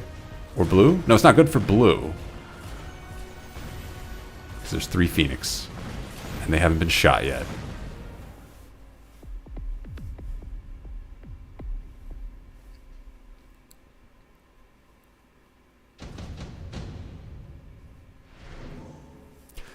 Blue instantly skipping these cards. They're gross. Red, though, seeing the potential in the steel ball line. Picking up a giant. Blue deciding, hey, missiles. They suck. Let me get more Sabertooths. Let me put some anti-missile tech on them. Let me get range on my snipers. I really don't like these Phoenixes. I think I have a winning hand with just this going on. Meanwhile, red opting to get Mustangs and no giant. So the steel ball pickup not doing anything this round. That's okay. We'll see next round what it goes. We have a match, though. And without the missiles, red might be in huge trouble. They're not going to have nearly as much chaff clear as blue. They're not going to have nearly as much Sabertooth killing power as blue, even though red doesn't have any Sabertooths. They're maybe just lacking in raw firepower. It's up to these Phoenix to do the work. And the problem is blue has marksmen with anti-Phoenix technology built directly into their brains. So these Phoenix have to do a lot of work. They've got to do a lot of carrying of this army to make a victory happen for red. Will they be able to pull it off? Seriously, will they be able to pull it? I'm asking a question. Does anyone know? Let's play the round and find out. I'm just going to sit here and pay attention to the Phoenix. Missiles completely stopped by that wall of anti-missile interceptors. It even stops the sentry missile. Bad news for red. Missiles are starting to get through. The screen is not unpenetrable, but it is still doing work, as most of blue's army is still alive and most of red's army is not. It's all up to the Phoenix, which are still putting a lot of pressure. There's still a couple of Sabertooths, and as long as the Sabertooths are alive, that wall of anti-missile batteries remains in effect. And as long as that remains in effect, these Stormcallers are they're just sad. They're just sad. They're not happy. They need to go to therapy and talk about how they're just not useful. Alright, blue picking up an enhancement module for their giant that they don't have, and red... Wait a minute. Blue put their enhancement module somewhere. They put it on this Sabertooth in particular. That is curious. Blue sensing potential on the left side. Going to make this Sabertooth actually a massive Sabertooth. In addition, I believe one more... Nope, just kidding. What's coming down? Mustangs are coming down. Mustangs, excellent counter to other Mustangs, I guess? Nope, just kidding. We have decided blue is going to take that back. Marksman. And Mustangs. There it is. Mustangs and Marksman. We really got to make sure we've got our air defense perfect. We don't want to see enemy Mustangs bothering us, so we're gonna see Mustang range come from blue. Not this round. Red is still thinking about their turn. They need to give these Phoenixes a massage. They need to give these Phoenixes a raise. They need to give these Phoenixes every tool in the book to make them successful, because absolutely that is all that red is hinging on. They're getting EMP armor for Void Eyes. Very curious move. We'll see where that pans out. Is that going to disable the Sabertooth anti-missile barrage thing long enough for the Stormcallers to get value in? I've already given my opinion on that ability. Let's see if I'm wrong. Alright. Stormcallers taking the bait. They are offline. Missiles coming in. They are clearing up chaff for red. A lot of damage going out. A lot of guns shooting into the sky to shoot out those missiles. And blue Stormcallers are still online, doing massive damage as well. It doesn't look like... Well, red has a lot of Mustangs on the field and nothing really able to kill them except Stormcallers. But it's not enough. It looks like the Stormcallers have been mopped up on red side. Close fight. Close.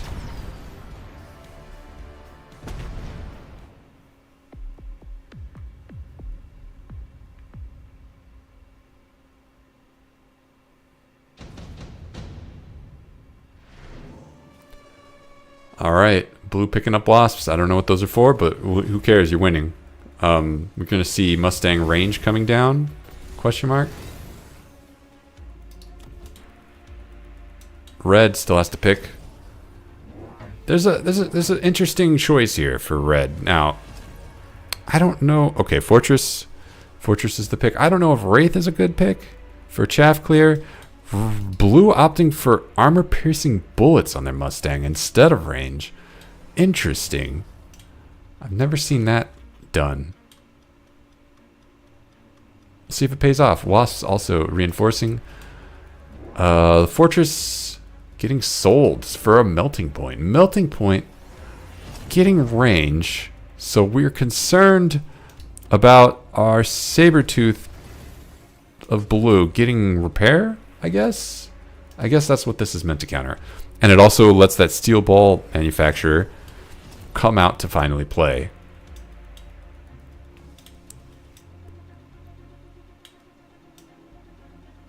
No anti-missile tech coming from red, so they are not... They're leaving the Stormcallers unanswered. Okay, Stormcaller Launcher Overload. That will bust through the anti-missiles of the Sabertooths, but is that really worth the money? Let's find out. Oh, there it is, the anti-missile. Just kidding. Just one. Maybe it'll be enough.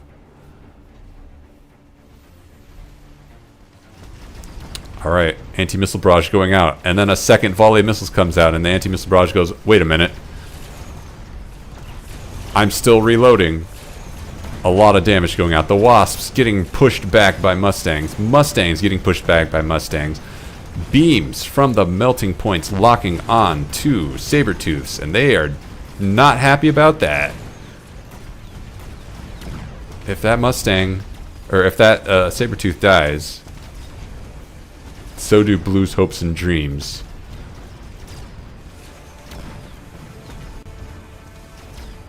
And it is so. The melting points basically have free reign over this battlefield. I think there is enough damage from the Stormcallers. Just kidding. There's actually a level 4 marksman here. That is enough for the melting points. But even still, it's safe to say that those Sabertooths have been answered pretty solidly at this point. Blue getting offensive tactics, not respecting the orbital bombardment convention of Orbital Bombardment Convention City. A lot of Stormcallers coming out. EMP Stormcallers. Interesting. A tech selection, I guess, against the melting points? Sure. So, if Red doesn't predict this, they are in trouble. Massive trouble. But, if they do predict this, they have a chance to come back. Now, we're still looking for what is Red about to do. They still got a little bit of money. Wasps. They're going Wasps. Okay. I don't know what that's meant to accomplish. The only anti-air that Blue has are these Mustangs, and these Wasps. But you know what? Mustangs and Wasps are really good anti-air against Wasps. So, might be in trouble. But they are getting placed with shields, so they might just overwhelm Blue with sheer hit points. And if they do that, they can find a win. Plus, the orbital bombardment is going to change the calculus of this significantly, as a lot of Stormcallers die, a lot of Mustangs die, a lot of everything dies. Blue doesn't even have an army on the left side. It's just a handful of Sabertooths and Mustangs. There aren't even enough Mustangs to fight off the Wasps.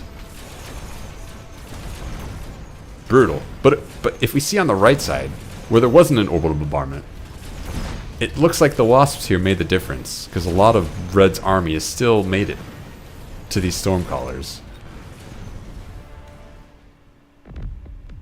Oh my goodness, is that GG? Not respecting the orbital accords costs Blue the game. Wow. Okay, well, you know what? Sometimes it be like that. Let's go with this this match here.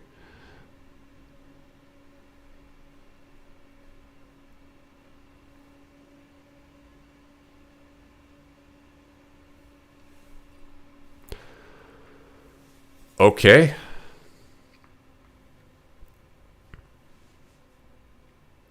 Here we see now opportunities for aggro from the Blue player. Opportunities for nothing really comes together. I guess Amplify Specialist for Red, which I don't know if I'm...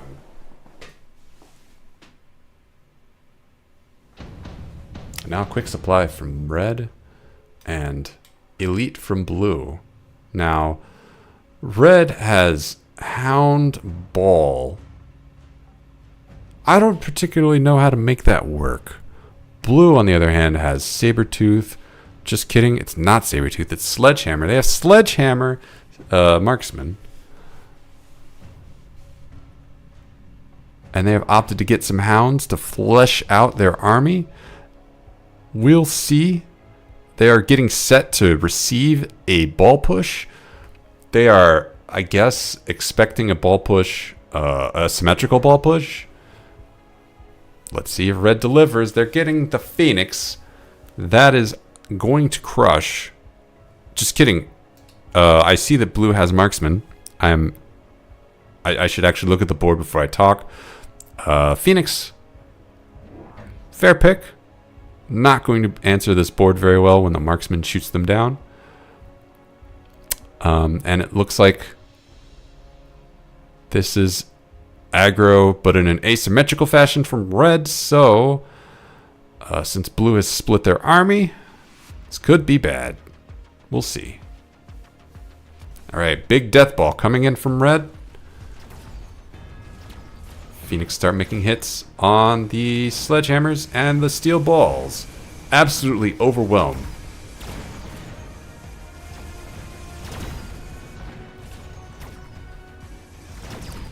Okay, and it looks like red has busted through. They're knocking on the tower, and it's just a marksman and an army, a tiny army left that hasn't accomplished anything yet, and these Phoenixes are unanswerable at this point. Hard countering blue's entire army, so this is going to go to red. Can they kill the steel ball? The answer is yes. Can they kill the hounds? The answer is no.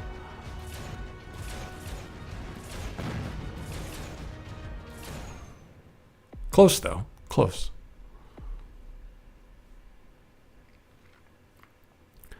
Blue has an interesting dilemma here now. Do they go all in on the left side? Oh, actually, just kidding. They've picked up redeployment. That is huge for blue. What is red going to pick? Redeployment, also a good option. Anti-interference module, kind of a good option. Underground threat, I'm not a fan of anymore. But if they pick it, they can make it work. We'll see. Blue is going to start bringing their army over here. If we see these sledgehammers moving. As that happens, this death ball will become less and less scary over time. We will see what blue chooses to reinforce this army with. This is very, very, very vulnerable to scorpions. Both sides are very vulnerable to scorpions. We see red recognizing their lack of chaff. Here we see crawlers coming in behind those steel balls. Excellent. More crawlers, so... What did blue pick? Oh, they got crawlers and I guess hound? No, they started with those hounds. Did they just get one crawler?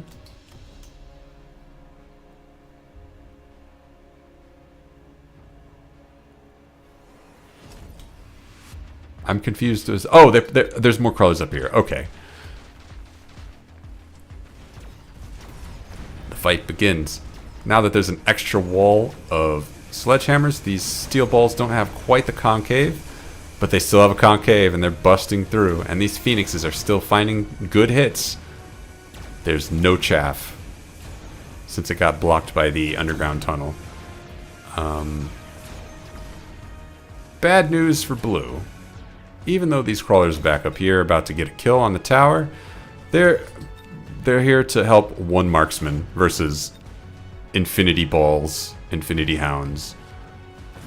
Not a good time. Not a good time for that marksman. Not a good time.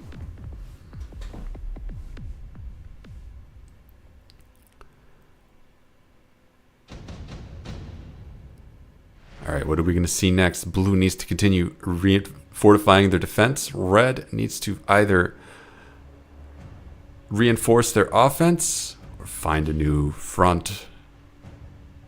Vulcan going down from blue. An excellent, excellent counter to this entire army, assuming that these balls don't have armor.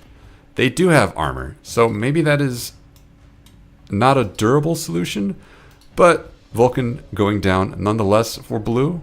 And a missile, just to really, really put salt in the wound. Red, thinking about, what if I get a Wraith? A Wraith is a good front line for my Phoenixes. And my Phoenixes are kind of, they're happy. Just kidding, we're getting 4 Arclights to answer this crawler. These crawlers that don't exist, we're going to answer Oh, we're going to be aggro with this arc light. And then another arc light over here, just in case. Spreading the love. What else can we do, says Red. Upgrading steel balls. Thinking about building some more phoenixes. Or are we going to see Mustang? Or are we going to see crawlers? Crawlers would probably be the play, honestly.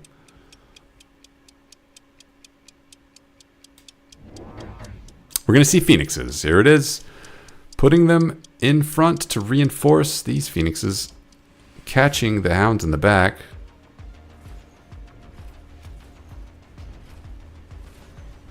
And the fight begins. Phoenixes finding choice hits on sledgehammers. They're starting to hit the Vulcan. The Vulcan, though, has cleaned up everything. There's no army left. It doesn't matter. This is GG. Powerful.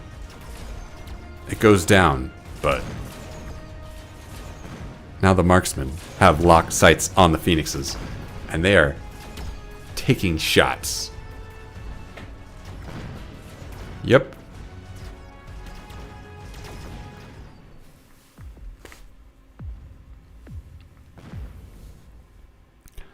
Strong turnaround for blue. Not a durable one, though. Let's see if red decides to get armor. The blue getting a Mustang production line for their Vulcan, I guess. Red getting an ion blast. Are we going to ion blast that Vulcan down? Or are we going to find another solution? Nope. We're ion blasting the Vulcan down.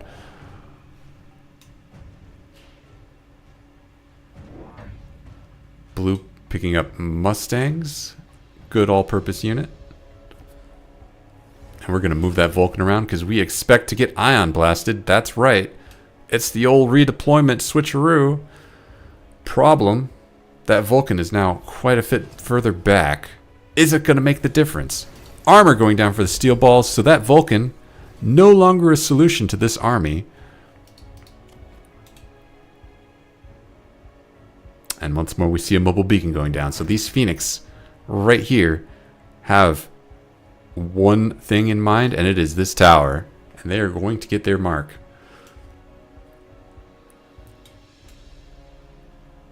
It almost looks like blue is kind of retreating from this position, and red is putting the choicest of pressure on them. So blue could be in big trouble. If that tower goes down, the steel balls will lock on to the Vulcans next, and if the Vulcans go down, that is a lot of value in blue's army to fall. Curiously, this ion beam might start hitting red's army. That would be really, really sad if it happened. Yep, it's happening. Those balls taking a beam. Very unfortunate. Now, the Mustang production here is slowing down the Phoenixes. But that tower is about to go down, and if it does, yep, that Vulcan's gonna go.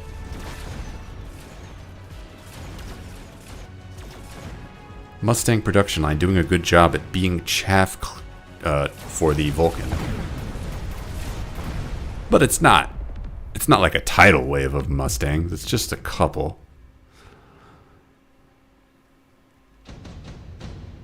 Alright. Blue. What's the play? Both sides see Scorpion. Both sides should be snapping up Scorpions. Because that counters both sides. Red, thinking about not picking Scorpions as a prank. Completely bamboozling blue. Let's see if that happens. Will red prank blue? Scorpions here. Absolutely shutting down the ball play.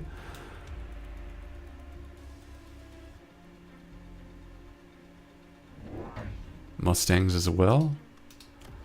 No, we're getting rhinos, says red. Rhinos are actually the key. We're going to put them over here and put pressure on this tower. We're giving up on this fight. There's scorpions there, and we don't want to. There's going to sting us, and we have balls, and let's just not. Let's just not. A second Vulcan coming down from blue side, sealing the deal. That is the right.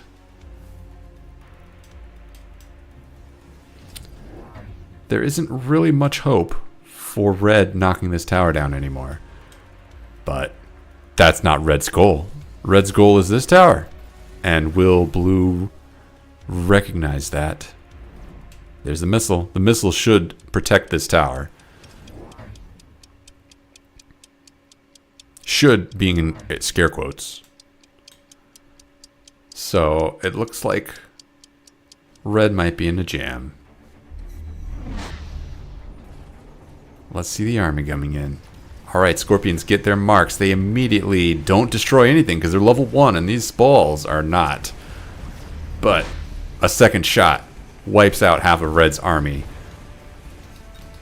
Rhino getting dangerously close to this tower. It is level 2, so it'll take 3 hits to knock it down. 4 hits, I mean.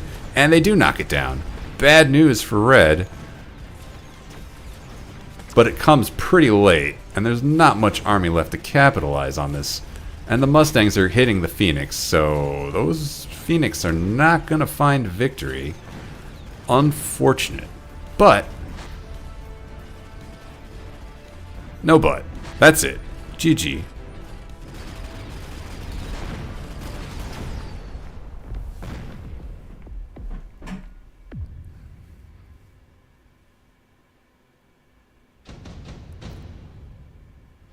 Alright, now those rhinos are still a threat, and blue needs to respond to them.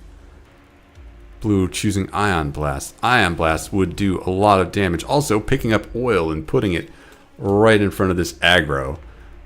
With the combination of Vulcan, I don't need to commentate the rest of this round. Blue instantly wins if red can't shut that down. And an Ion Beam just to drive salt into that wound. We really want to make red regret playing this game. We're trying to make them uninstall. What if we also drop a nuke, an orbital bombardment, and also 70 Scorpions? Put it all on the right side lane. Let's see what happens. Meanwhile, on the left side over here, we see Hounds getting upgraded. That does not matter at all for Rhinos. Rhinos do not care about Hound level. We see a Sentry Missile going here. We see a Sentry Missile going here in just a moment, maybe? Question mark, theoretically. Point 2. Ion Beam coming down from red, but blue predicts it, puts shields in the place. Is that going to really matter? That Vulcan is going to die, but you know, it only takes one Vulcan. What is the story of this guy here? There's a Sentry Missile here, and I think there's a second Sentry Missile. Am I blind? I can't see it. Oh, I'm selecting the... No, there's a second Sentry Missile here. What's this blue circle? Oh, there it is. It's right there. Yeah, so these rhinos are not going to get...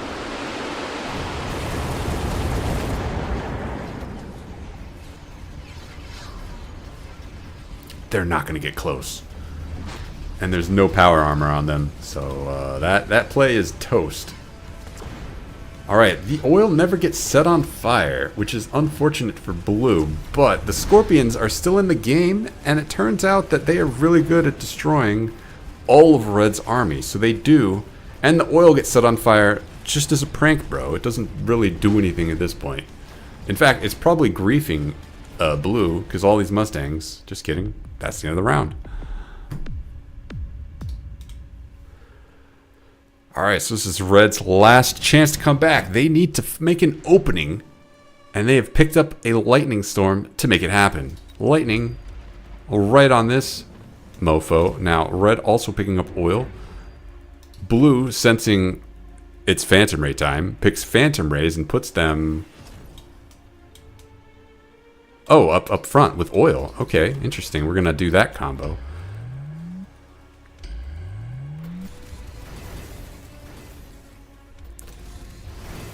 Here we go. Oil and lightning, a potent combination. Unfortunately, the shield is going to block that, and I don't know if this oil is in position anyway. What is the plan over here? It does not look like there is one. So it's all in on this side, and red is picking up chaff.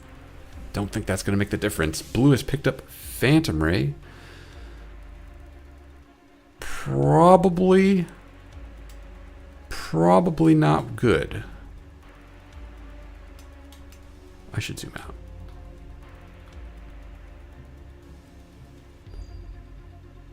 There's the Rhino coming in for the tower, but there's the sentry missile that says, hey, stop coming in for the tower. This is my tower. And these marksmen have EMP. No way a Rhino can get in range while EMP'd. No way.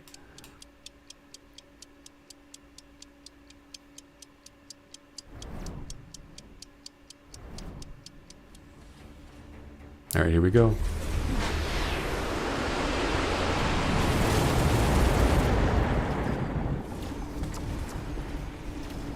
Oh, what's going on here? Oh, that wasn't blue sentry missile. That was red sentry missile. Oh, okay. Well, that's a miscalculation. So this Rhino might get in range of this tower.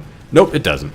All right, so we can look over here and we see that actually blue is kind of collapsed. Kind of collapsed. Now, there's an asterisk next to that because there's not much left here for red either. There's enough. There's enough. It's just Mustangs, though.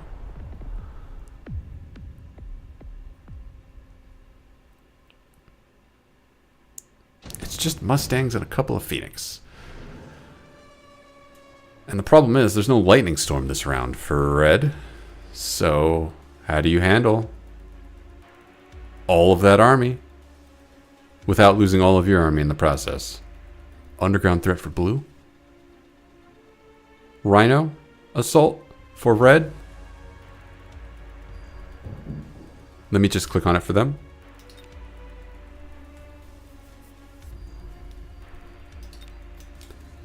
Underground assault defensively placed for blue. We're going to counter this Rhino with everything we got. Sentry missile going down here for... Is that blue or red? I can't tell. I can never tell. Why is this oil... Wow. Okay, so red has chosen the underground threat, but they've put it next to some level 2 crawlers, so that will not get very far. Also, there's a Vulcan right there.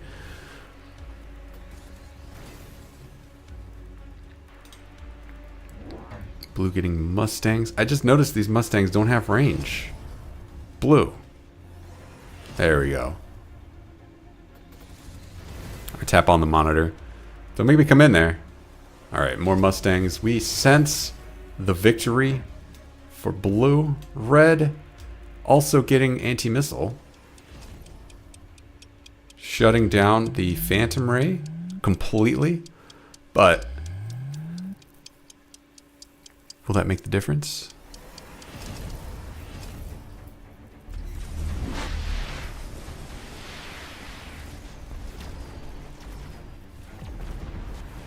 Yeah, left side offense completely collapsed for red. Right side is really relying on these steel balls to not die, and they haven't died yet. Where are the Scorpions? Scorpions not doing their job. They're not hitting balls. And those balls have completely stuffed the Vulcan.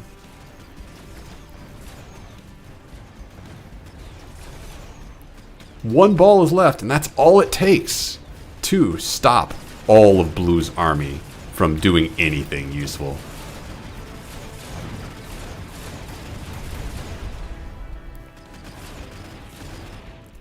Kind of surprised, but that's how it is.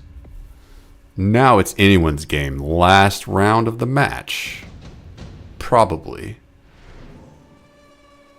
We see Stormcallers for both sides. Red might pick Melting Point.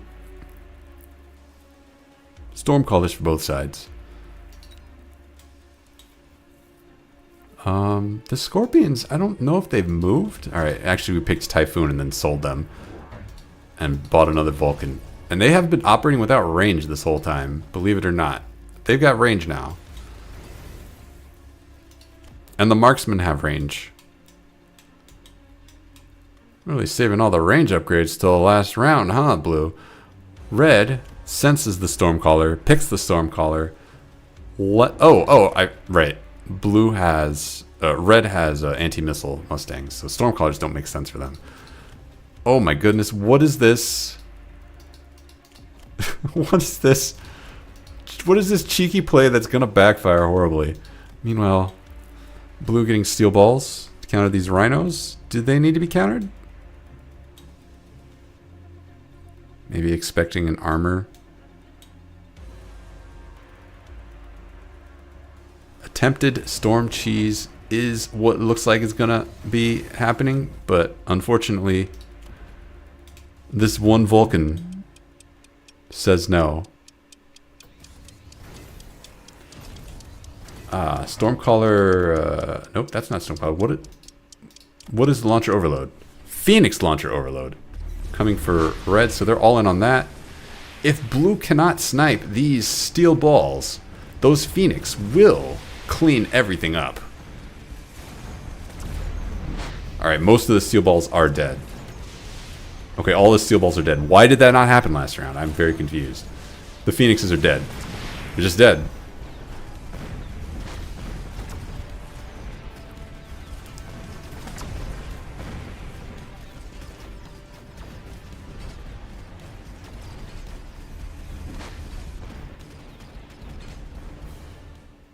GG.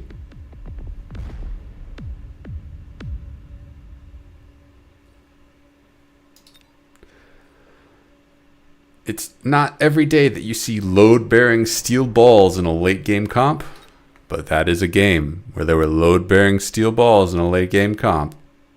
And without the balls, everything else falls apart. And I say everything else, I mean Phoenixes, and only Phoenixes. Next match begins. Both sides still picking their specialist.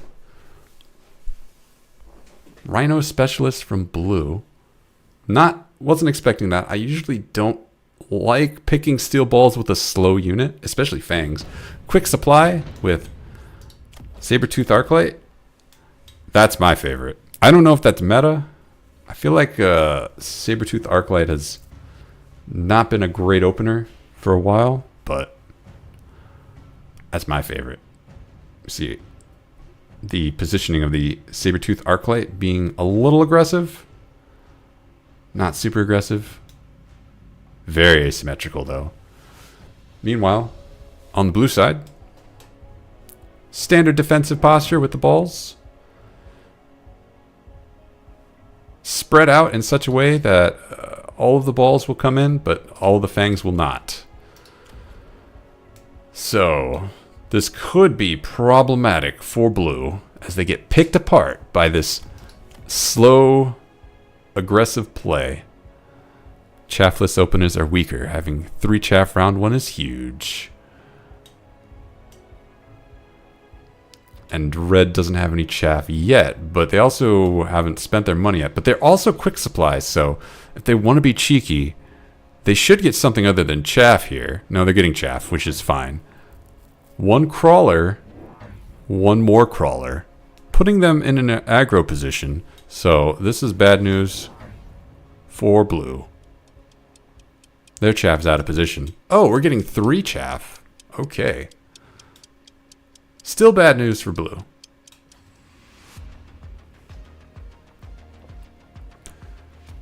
We see the crawlers approach. There's just 1 Arclight to hold them back for blue, and that's not enough Arclights.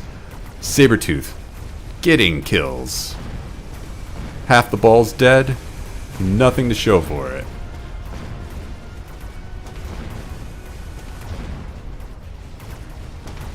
If you go quick supply sledge and then quad sledge and your opponent gets scorpions, you're a very, very sad person indeed. Scorpions are a very, very tough answer to a lot of cheese. It's just fangs left, and you know what? Fangs versus Arclights, I bet on the Arclights any day. They are running away scared. They're trying to kill a tower, but are they really? Bad times for blue. Not a problem, though. We can easily come back. This is very, very focused. Not a problem to come back from. All right. Both sides probably going to skip these. Just kidding. Heavy armor for red. We really want to fortify a Saber-tooth. We want to put all our eggs in that basket. Blue skipping. We've got to fix this. We got a problem to fix, and we're going to bring some Phoenixes. They are An excellent counter to everything on red side because there's no anti-air.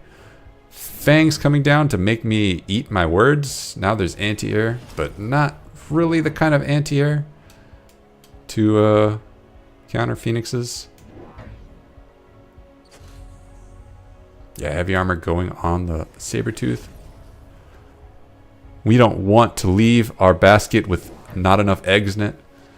Second Fang also going down. Where is it going to go? Is it going to go here for the symmetry? Oh, it's going here. We want to draw Blue's army all over here. Not a bad play. This will delay. I don't know what it's delaying. It's actually drawing this Arclight into the fight. Alright, unfortunately, there's just not enough chaff clear over here, and these Phoenixes are just kidding. They're unopposed. Nope, they are opposed. The Fangs are getting too close to them.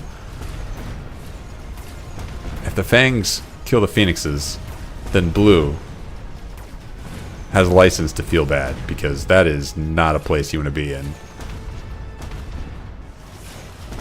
The slow march of tiny little dudes killing your 200 credit investment. At least they killed the Sabertooths. But damn.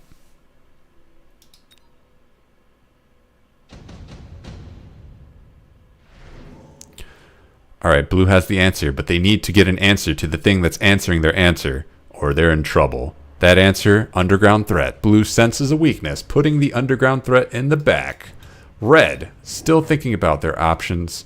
Improve firepower control system to put even more eggs into a Sabertooth basket. That's what I'm sensing. They could go photon emission. Just kidding. They are going the firepower. Improved firepower sensor. Right on the Sabertooth over here, maybe? Or are they putting on a Mustang? Mustang with firepower control. Not a bad play. That will take care of any Fangs that aren't really an issue in the first place, but taking care of them anyway.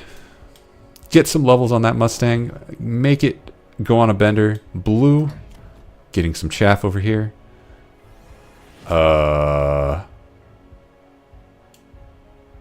Is that what they did?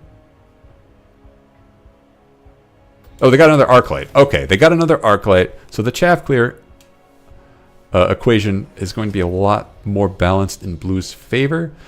Will that make the difference? Possibly. Now, this Sabertooth has a lot of hit points. Now, Phoenixes will tear that down eventually. Will they tear it down in time is the question. And at the same time, these Mustangs have their Phoenix's name on them. The Phoenix's number. That's the phrase. So the Phoenixes got to be quick. They got to do work before they die. Oh, there's more Phoenix back here as a flank. And it immediately dies to a missile. Sad times for Blue. But it's okay. The Phoenixes are getting some kills. Most of the Mustangs are dead. All of the Mustangs are dead. So it's just these three Fangs to save Red from all of these Phoenix. And also these Fangs. But they're never going to get there in time.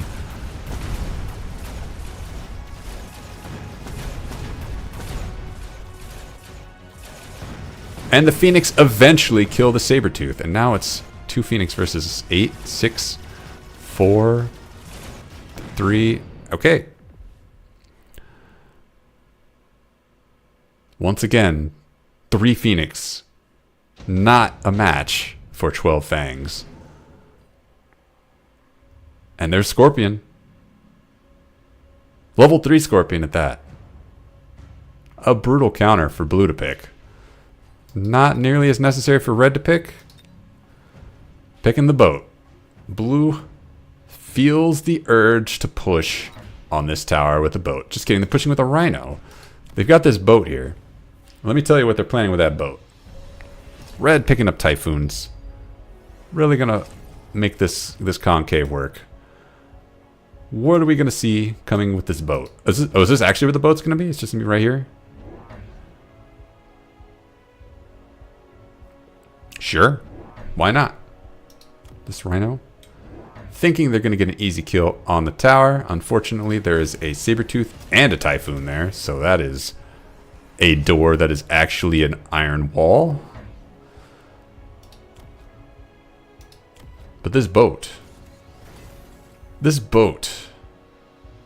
with some phoenixes behind it, the only thing that poses a challenge to this overlord is maybe these typhoons, and the phoenixes absolutely pose a challenge to the typhoons. So red might have a little bit of a problem here. Then again, they've got phoenix of their own.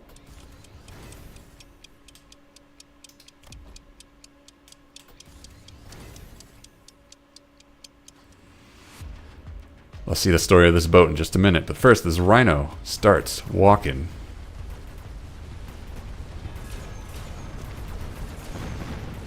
Taking hits, but he's actually getting there. Nope. Oh no, he is actually getting there. He's gotten past the Sabertooth. Will he get to the tower? We'll find out after this battle ends. Overlord still kicking. Typhoons still in the game.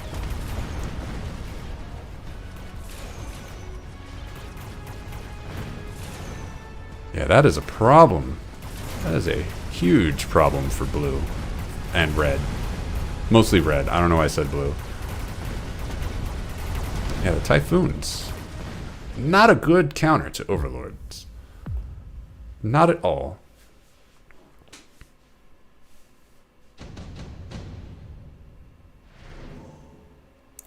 Alright, additional deployment slot for both sides. Just kidding, one of them's going to pick shield airdrop, but I don't actually know which one. Do you? The other one's going to pick additional deployment slot. There it is. It was blue. If you guessed blue, you get 50 points. And if you guessed red, well, I don't know what to tell you.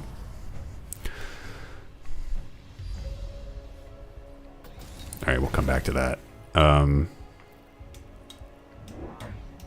Just chaff coming down from blue, but we're going to be cheeky with it. Put it up in this flank.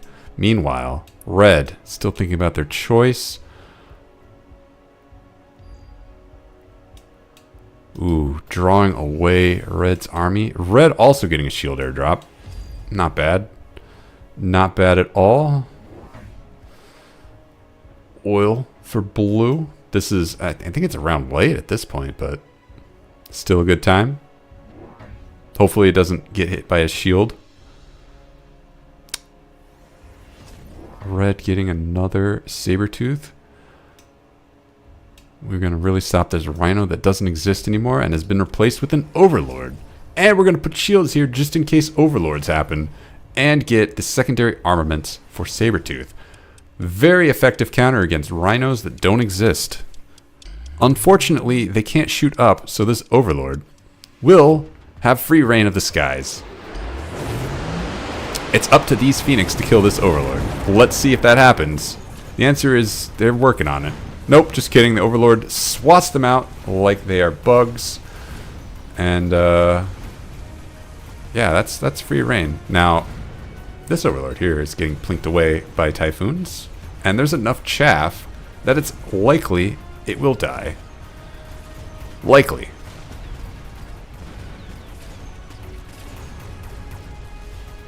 Yep, it did die. Now the question is...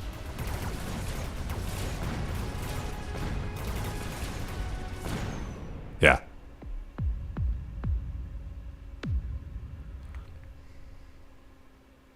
The answer comes before I can even ask the question.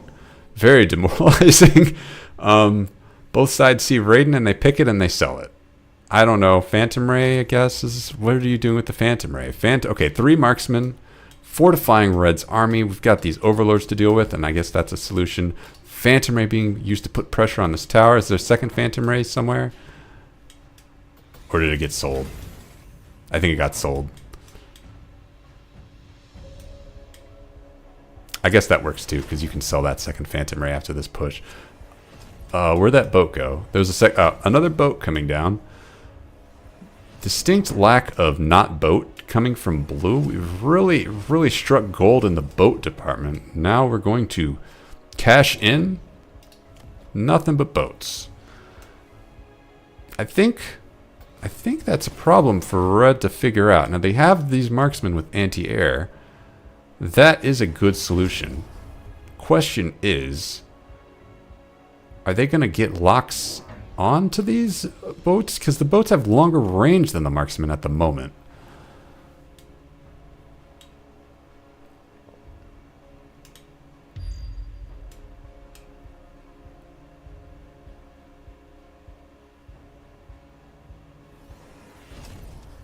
The only way for these marksmen to get boat kills is if Red wins the chaff war.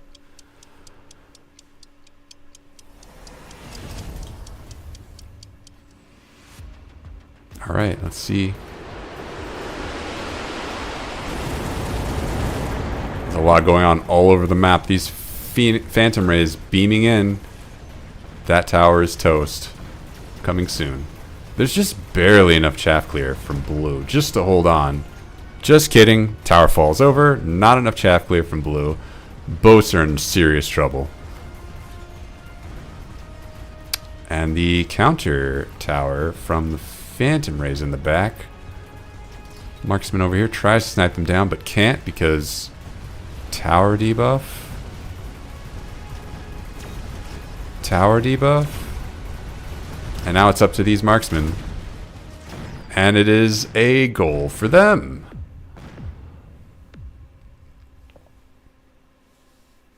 What do you know? There's a lot of big units on this field. And the winners of this fight come down to who has the most chaff and the least chaff clear. Most chaff clear. So, blue wins the chaff war. Overlords kill everything.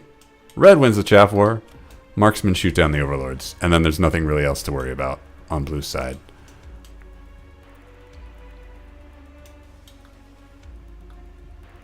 Are we going to see these phantom rays get sold? Yes. Underground threat for blue in the middle. We're going to put even more chaff in red's base. Another boat. And mothership. Aerial chaff. Excellent. Not that much in terms of aerial chaff clear from red. We need to see a lot more Mustangs, a lot more crawlers. There's the Mustangs. Red senses. Where are they going to go? Another marksman. We're sensing. Red is sensing the air war. They're sensing. They feel pretty confident that they got this chaff game figured out. And they want to make sure that they don't have a lack of guns pointing upward. Well.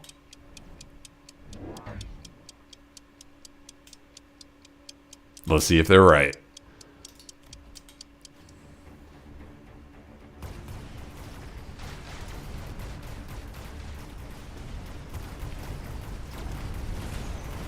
Concave of this fight is very hard to describe. It's like this. I can't even tell who's winning up here. I can't even tell whose army this is up here. Boats absolutely devastating everything. There is no army left to fight for red. That's basically GG. It does not matter what this chaff does because it's in the wrong corner of the map. There is no hope.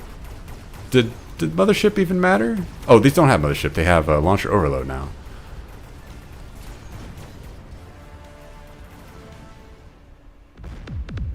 Devastating damage. Probably because of this chaff right here. These crawlers right here. Scorpions. Pick them and sell them. That's actually way too expensive for scorpions. Oh, then again, none of these are better for selling. Void Eye? Okay.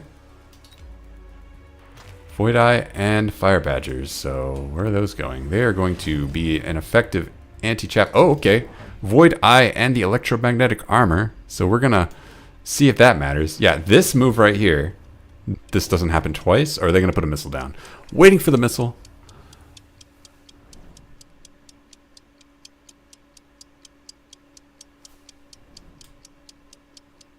No missile. Okay, so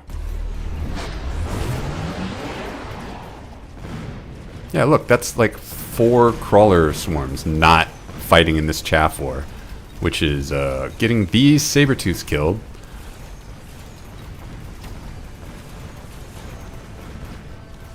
Which is getting these typhoons killed, which is it's just brutal. It's just brutal. This is a very brutal time to be red.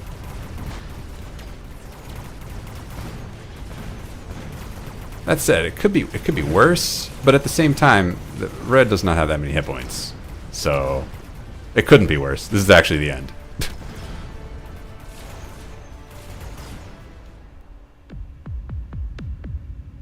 GG. Well played.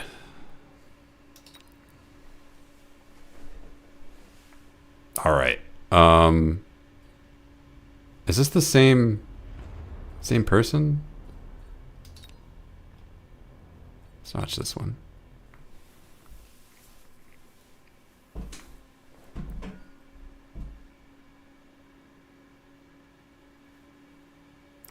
One minute spectator delay. High level games are that was really hard to follow, and it was very obvious that was a high level game because it was very hard to follow. There was so much chaff in every flank, and the chaff in the flank was so clutch. So clutch. Plus boats. I don't understand boats at all. Obviously, they work that game. When I play a boat, it's a 500 credit balloon that pops when something looks at it. It's all about winning that chaff war. All about that chaff war.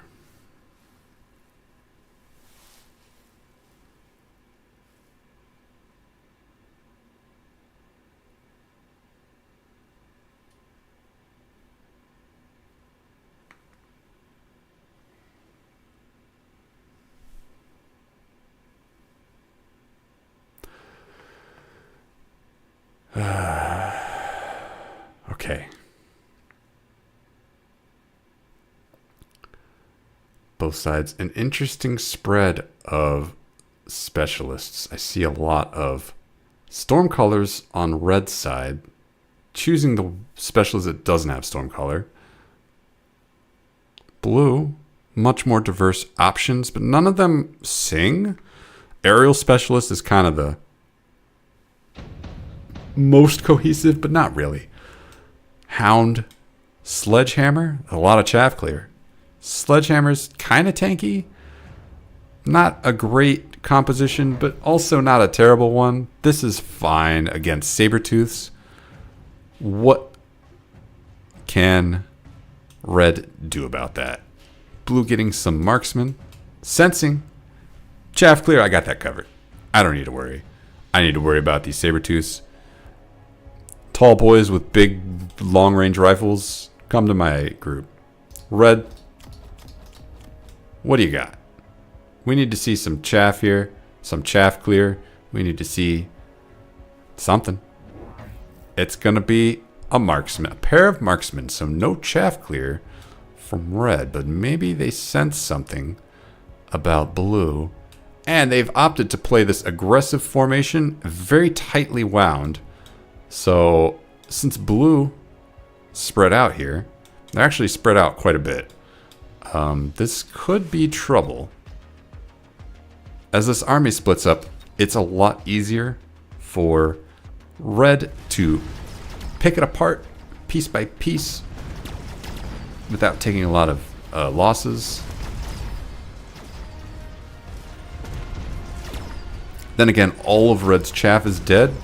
And it's up to these Sabertooths to tank all the damage. And, well, one of them did. And now the other one needs to.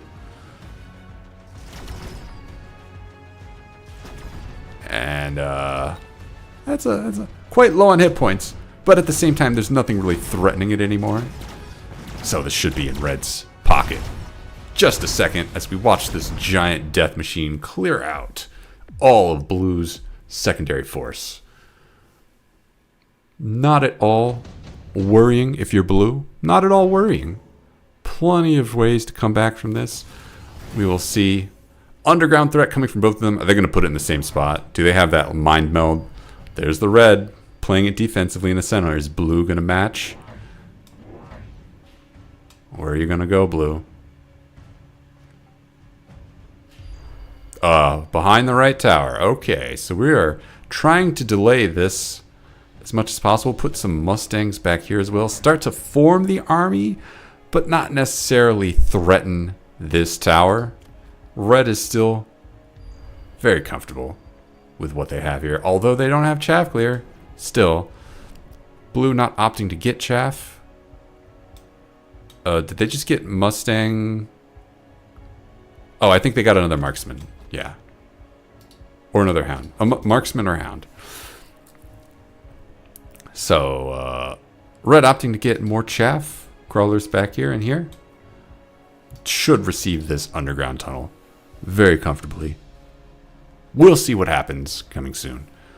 Interestingly enough, this underground threat is the biggest threat to red on account of the lack of chaff clear. If these Sabertooths get delayed long enough, that alone could win the round.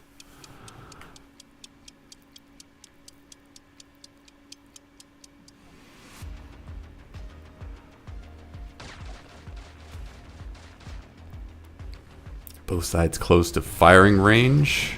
2 sledgehammers explode instantly, and 2 more gone. Massive problem for blue. Now there's nothing putting pressure on the crawlers around the Sabertooths.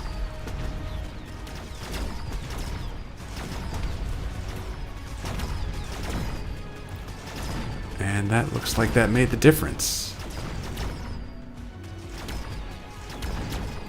Having crawlers absorb damage, slowing red's army down long enough for blue's marksmen to get the job done. And now we have level 2 marksmen on blue's side. Huge. Blue also getting improved firepower control system, probably for the Mustangs. Red, meanwhile, thinking about a portable shield. Just getting improved firepower control system for both sides. Putting it on a marksman? I don't understand what that's for. Red anticipating a future threat that has more hit points than anything currently present on blue's side. We'll see if that manifests, or if this is just kind of a flex, if you will. Red choosing to get another Sabertooth and the secondary armaments. Perhaps they think that qualifies as chaff clear. We'll see if blue can capitalize on that mistake. Fangs coming down. Mustangs coming down. Blue is running light chaff. So it's hard to say that this is wrong. And there is plenty of fangs coming out from red side, so not really sure if red's being punished here, or if they're going to get away with it.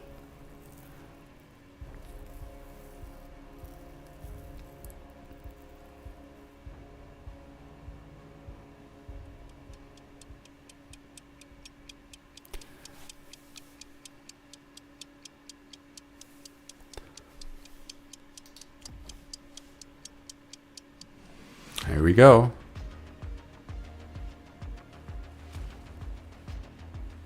Both sides begin shooting, hitting those fangs, doing a lot of damage to units that aren't fangs when they hit them. Massively overkilling the fangs. It's down to Mustangs for blue. Big problem on the right side. That is going to collapse. Not enough chaff clear. Crawlers hitting on the marksman. Sabertooths rolling in. Do they have... Oh, they have the secondary armaments. It looked like they had double shot there, and I was confused.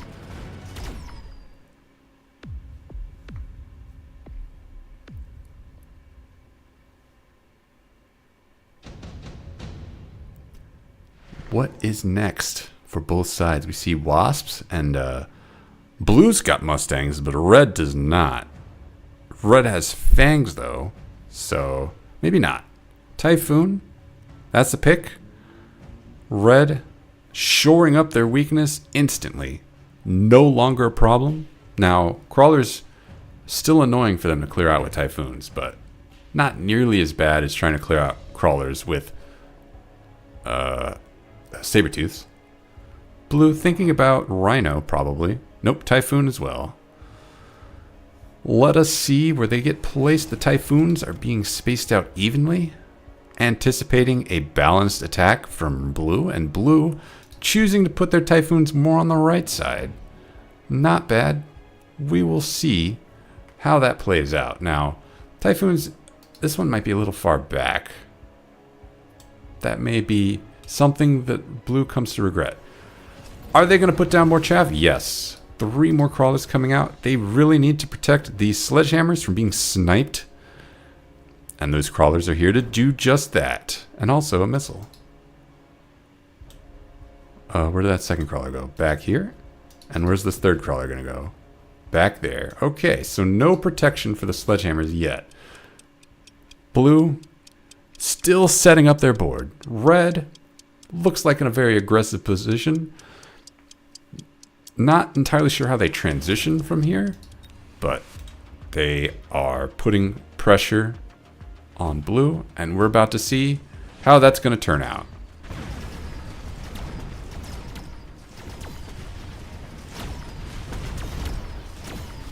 Alright, it's worth noting that typhoons are chaff clear, but they're not unlimited chaff clear like Vulcans. So this typhoon is working overtime to just try and clear out all the crawlers, and they've just now done it. And meanwhile, these saber-tooths collapsing on the right side for red. They have been alive for too long, says blue.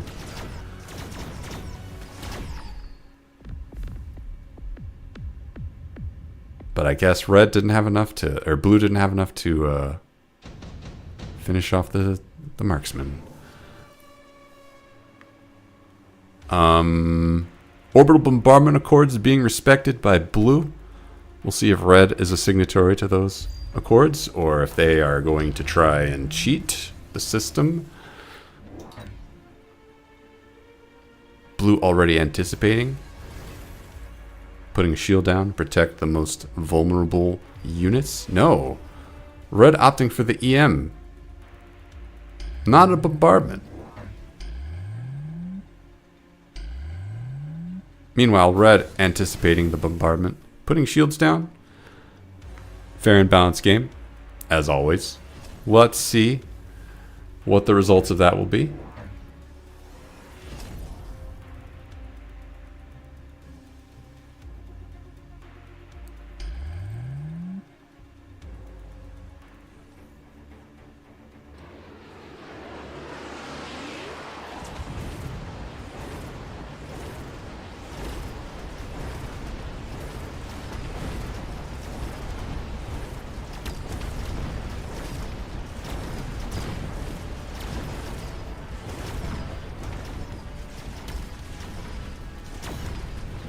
It did a lot of damage. That's the results. A lot of Red's army is dead now, thanks to orbital bombardment. And also, I guess the marksman did a lot of damage too, so they can have some credit. They did kill all the saber-tooths.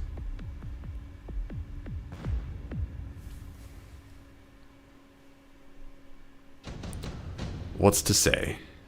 Next round. Let's move on. Red snapping up Stormcallers. Blue also snapping up Stormcallers, but being coy about it.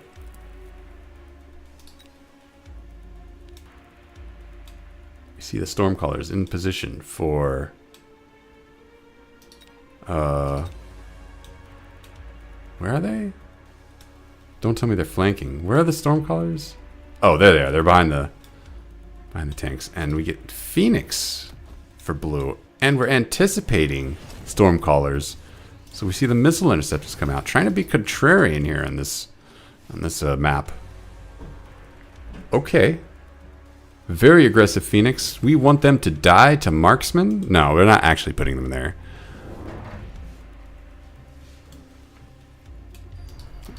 Red setting up their board. Filling out all the chaff. Doing what they can. Blue putting down an underground tunnel in their backline, being defensive with that. That's probably a safe place to put it. Actually, that's probably the least likely place that red would put a tunnel, but doesn't matter. Still a safe place.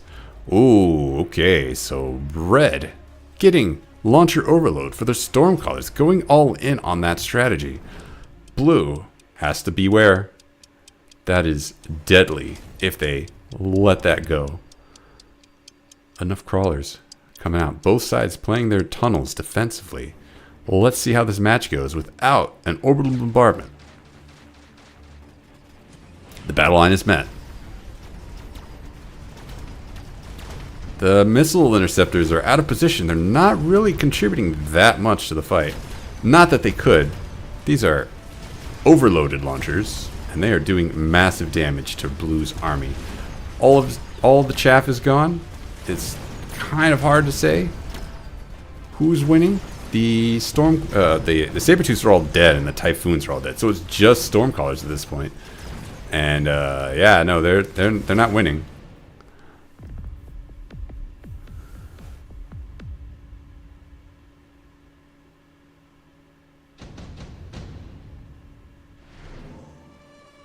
Ooh, additional deployment slot for both sides. Just kidding. We're picking intensive train.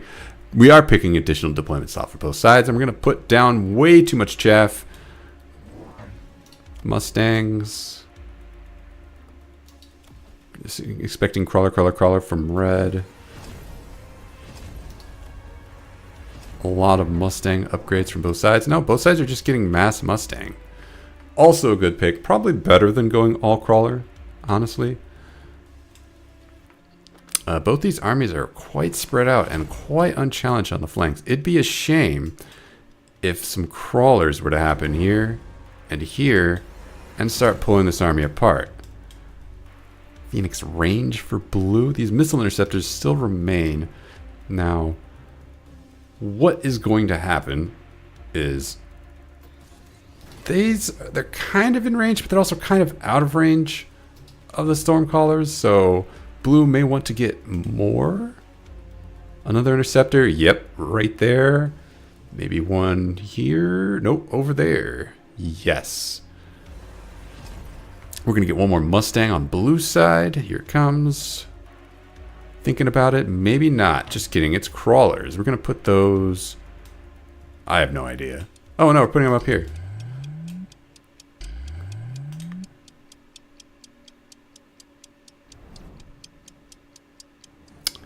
And a nice and tidy army from blue ready to close this game out. Let's see if red can answer it with the mass Mustang strategy.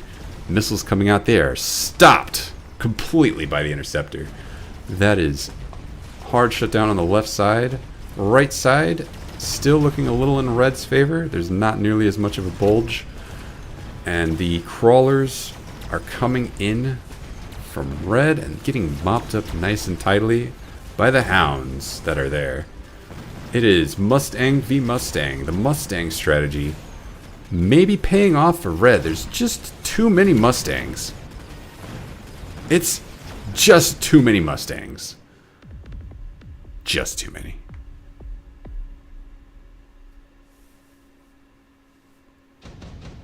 And they're all leveling up too. I sense some snowballing happening from blue. Sorry, from red. Both sides picking firepower control systems, and those are absolutely going on Mustangs because that's how Mustang is the best unit in the game. Why would you put it on anything else? Why would you put it on this guy? Actually, there's nothing that materialized.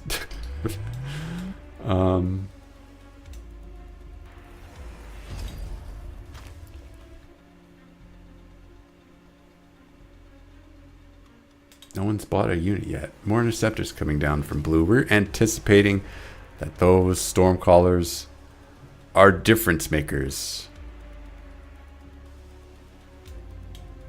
But what do we do about the Mustangs, blue? What's the strategy? Red has opted to get... Are those Fangs? I don't know what they got. They are flanking with Fangs.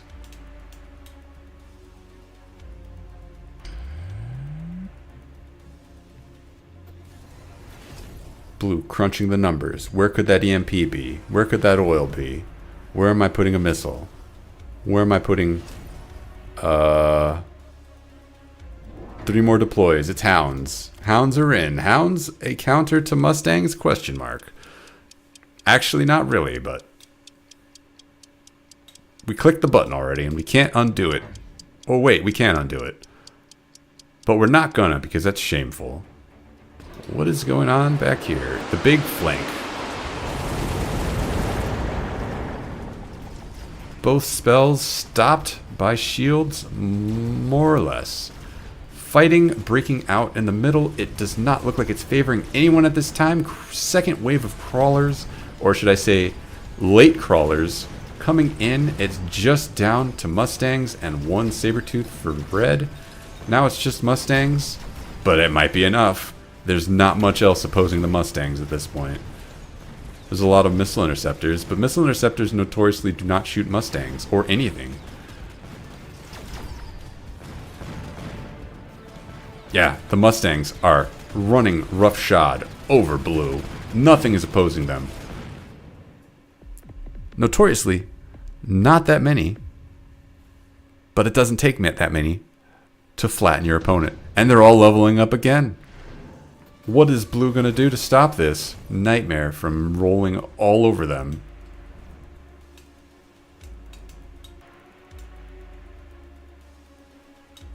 See, Rhino's getting put in the back for blue, putting armor on them, thus vindicating this marksman with the improved firepower control system. Who knew? Red was actually playing 8 rounds ahead of their opponent. Damn.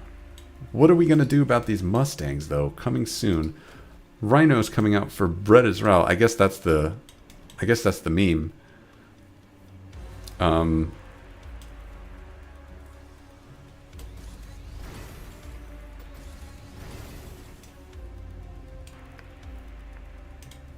Blue has yet to buy units or interceptors to replace the lost interceptor. They put down 4. I guess that's enough.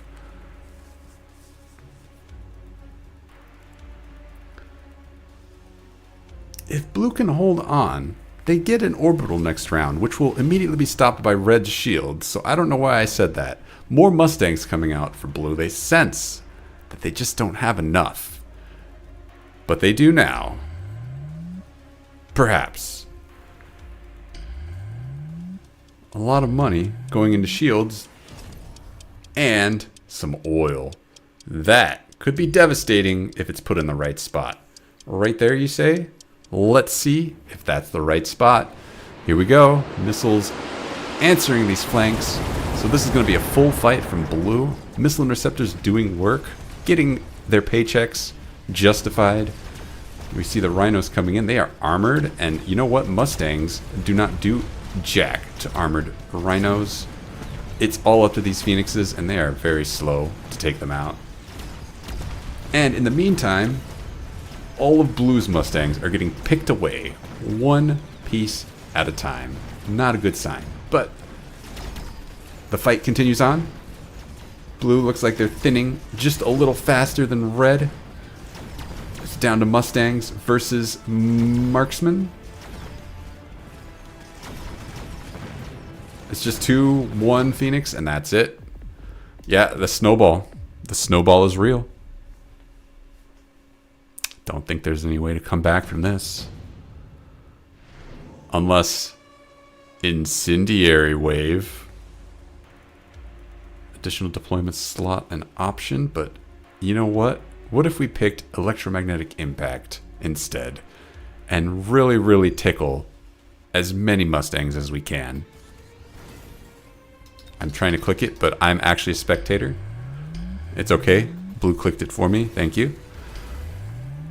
The bombardment is coming, and so red is going to stop it with all the shields.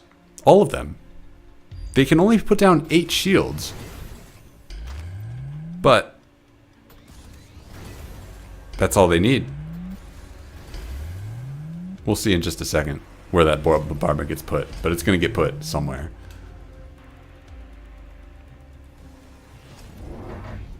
It would make sense to back it up with the EMP shot.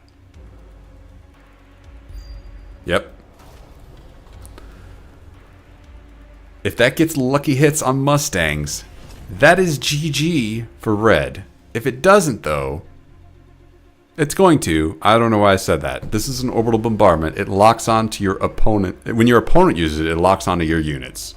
So red is just doomed. More Mustangs. We sense that we're losing the Mustang war, and we are adding Mustangs. Unfortunately, it doesn't really work when they're level 4. But does anyone have a better idea of what to buy? I don't. And the fight begins.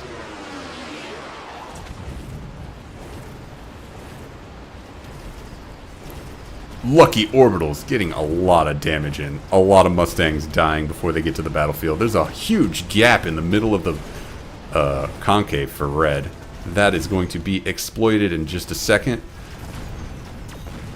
The Rhinos come in to absorb Mustang shots, and they are doing it. And they are dead. And now the Sabertooths are absorbing Mustang shots, and they are dead. And now it is up to the two halves of Red's army to fight their way through this, and it looks like they did it. They just did it. That should have that should have not happened, but it did.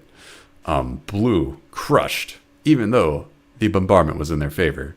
It turns out high-level Mustangs are just good. All right, I'm gonna do one more, and then I'm gonna space out. And if I try and do any more after that, I'll just drool instead of talk, and no one wants to see that.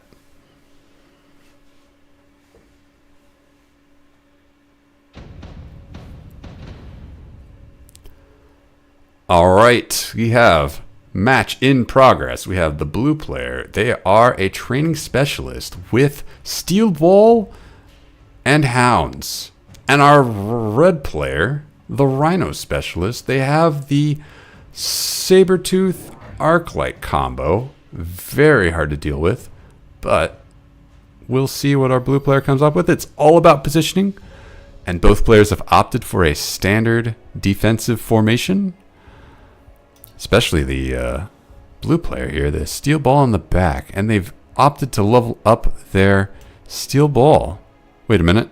They spent their money, but I don't see what they spent on. Oh, they spent on arc lights. Okay. Arc lights in the front. Meanwhile, red getting chaff. Those fangs critical to holding off the steel balls so that their Sabertooths can get the work done.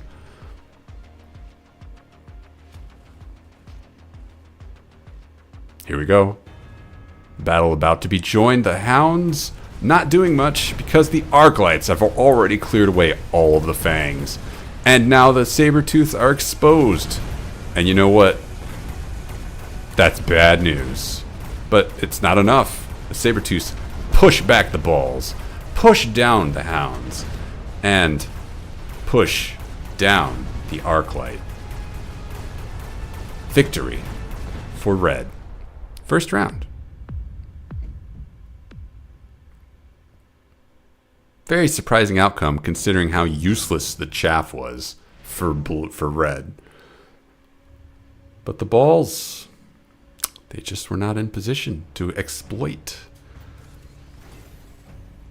Or perhaps they just didn't have the chaff.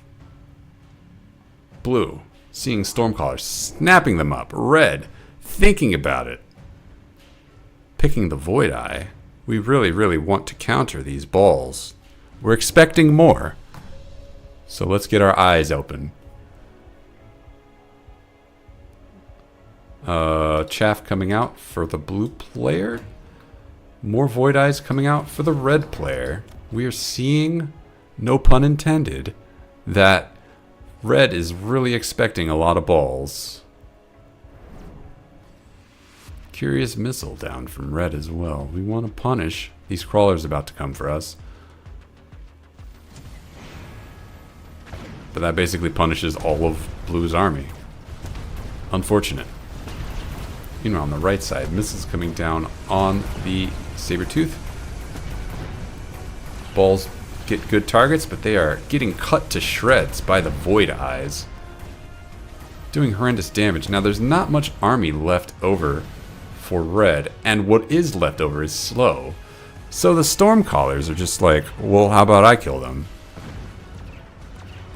So they did.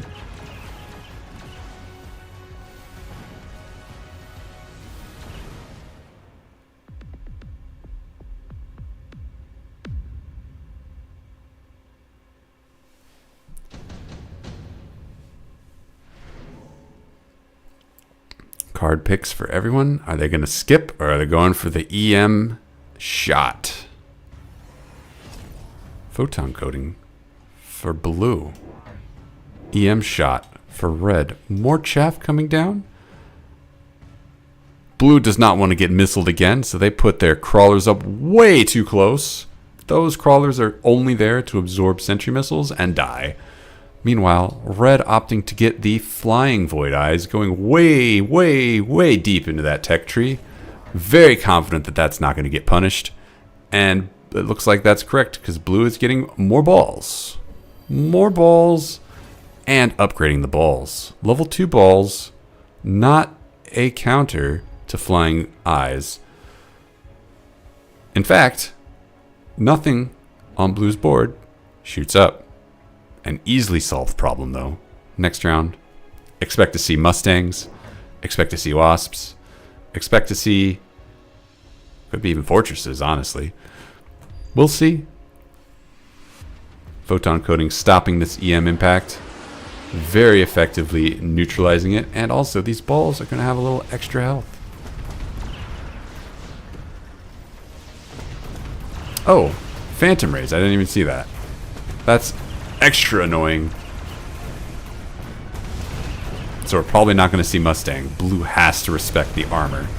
We're going to see maybe Fortress, maybe Wasp. It's possible we also see Marksman or Phoenix. We're going to see something to counter this air onslaught.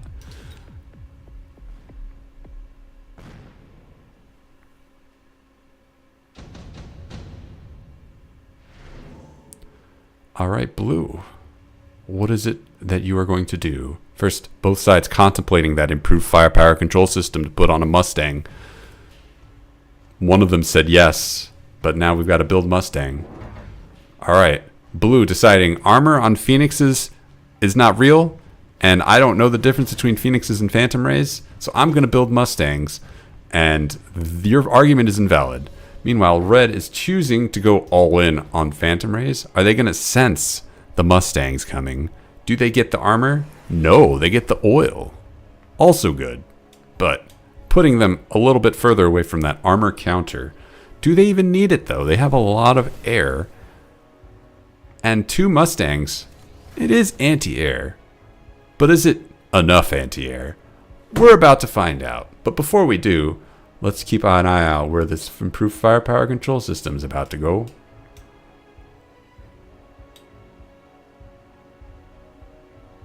Coming soon.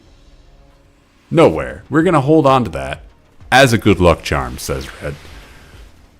Oil coming down, completely miring blue's army. Does not matter, though. They have storm callers. They don't care about going fast. Just kidding. They have steel balls. They do care about going fast. What am I talking about? Mustangs starting to do work.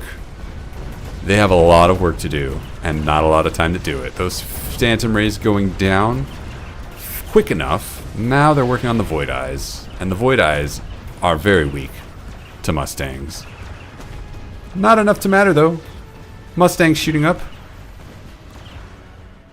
but Arclight's blowing them up in the process.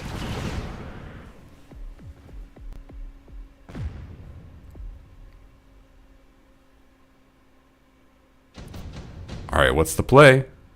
What are we going to be doing here? Blue getting Marksman. An excellent counter to Phantom Ray. That's what it's called. Red not wanting to feel left out. Also getting Marksman to counter the Phantom Ray. Sure. Putting those Marksmen in the back. We want to keep them nice and safe. Not giving them range, says Blue. Not ready for that kind of commitment. I just want to be friends. I've got these Phantom Rays that I'm seeing. Let's just take it by ear. Putting them over here. Meanwhile, Red is just evenly spacing out. We got symmetry, and symmetry is actually what this is a score of. This isn't your hit points. This is your symmetry score. The higher your symmetry, the higher your symmetry score. That's why red is winning. This isn't as symmetrical. What is this doing here? That's not symmetrical. Minus 5,000 hit points. I mean, symmetry points. Apologies. I went on a bender there. Blue picking up some chaff. Pretty confident that adding 4 marksmen completely solves red's army, and red is pretty confident that adding 4 marksmen completely solves blue's army. Let's see who's right. I think, is that armor on the Phantom Race? Okay, yes. That is completely countering these Mustangs, but it doesn't counter the marksmen. Let's see how that plays out.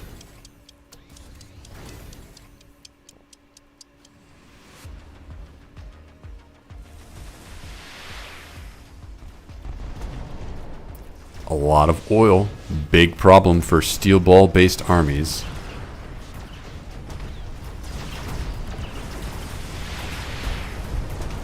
A lot of oil. That oil ability on Phantom Rays may be Imba.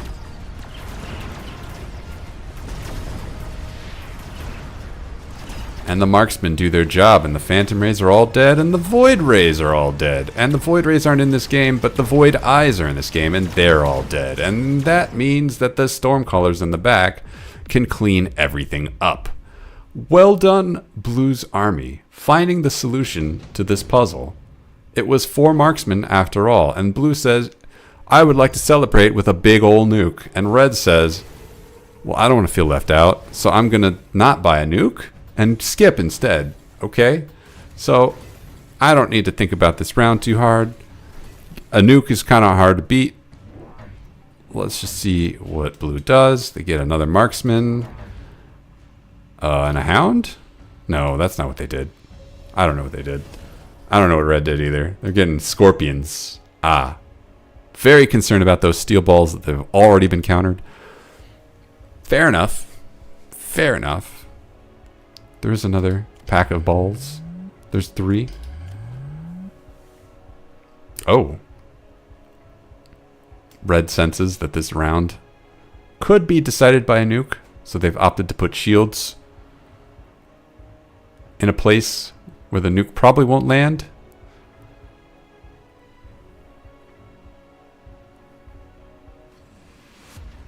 Maybe that's a difference maker. A lot of oil coming down. What if this fight was really slow and the Scorpions got to do a lot of damage to crawlers?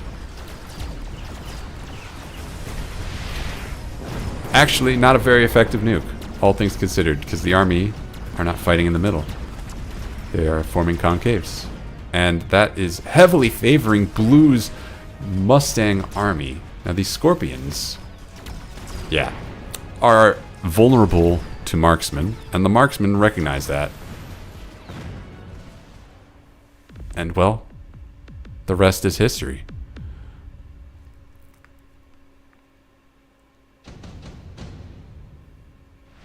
Additional deployment slot for Blue. We're going to use that to immediately buy a bunch of Stormcallers. Very ritzy.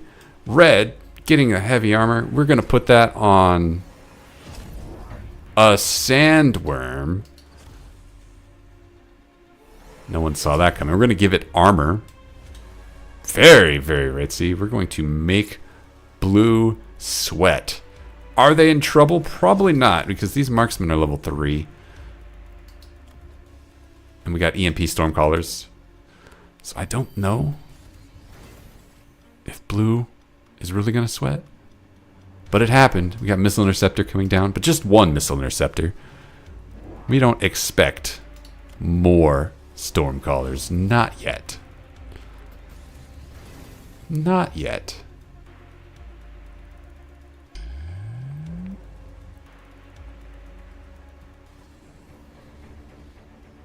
And the battle begins.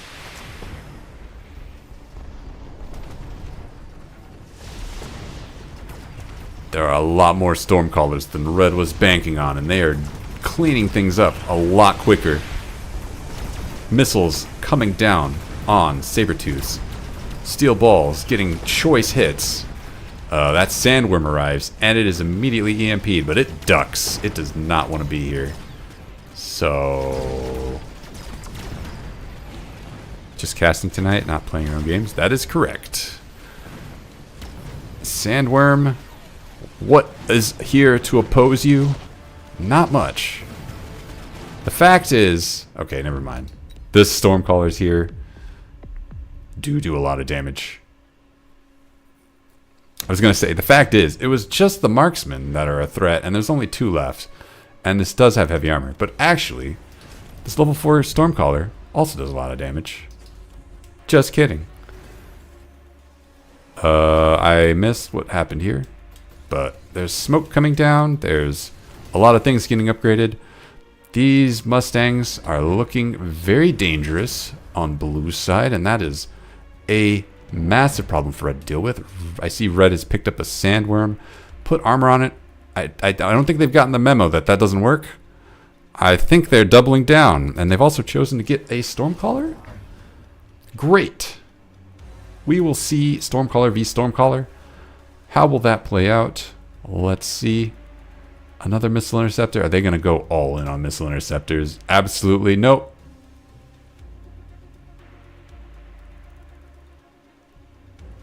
Just 3, and we're not even getting range. Red's very confident that they're going to win this. Neither side has gotten range.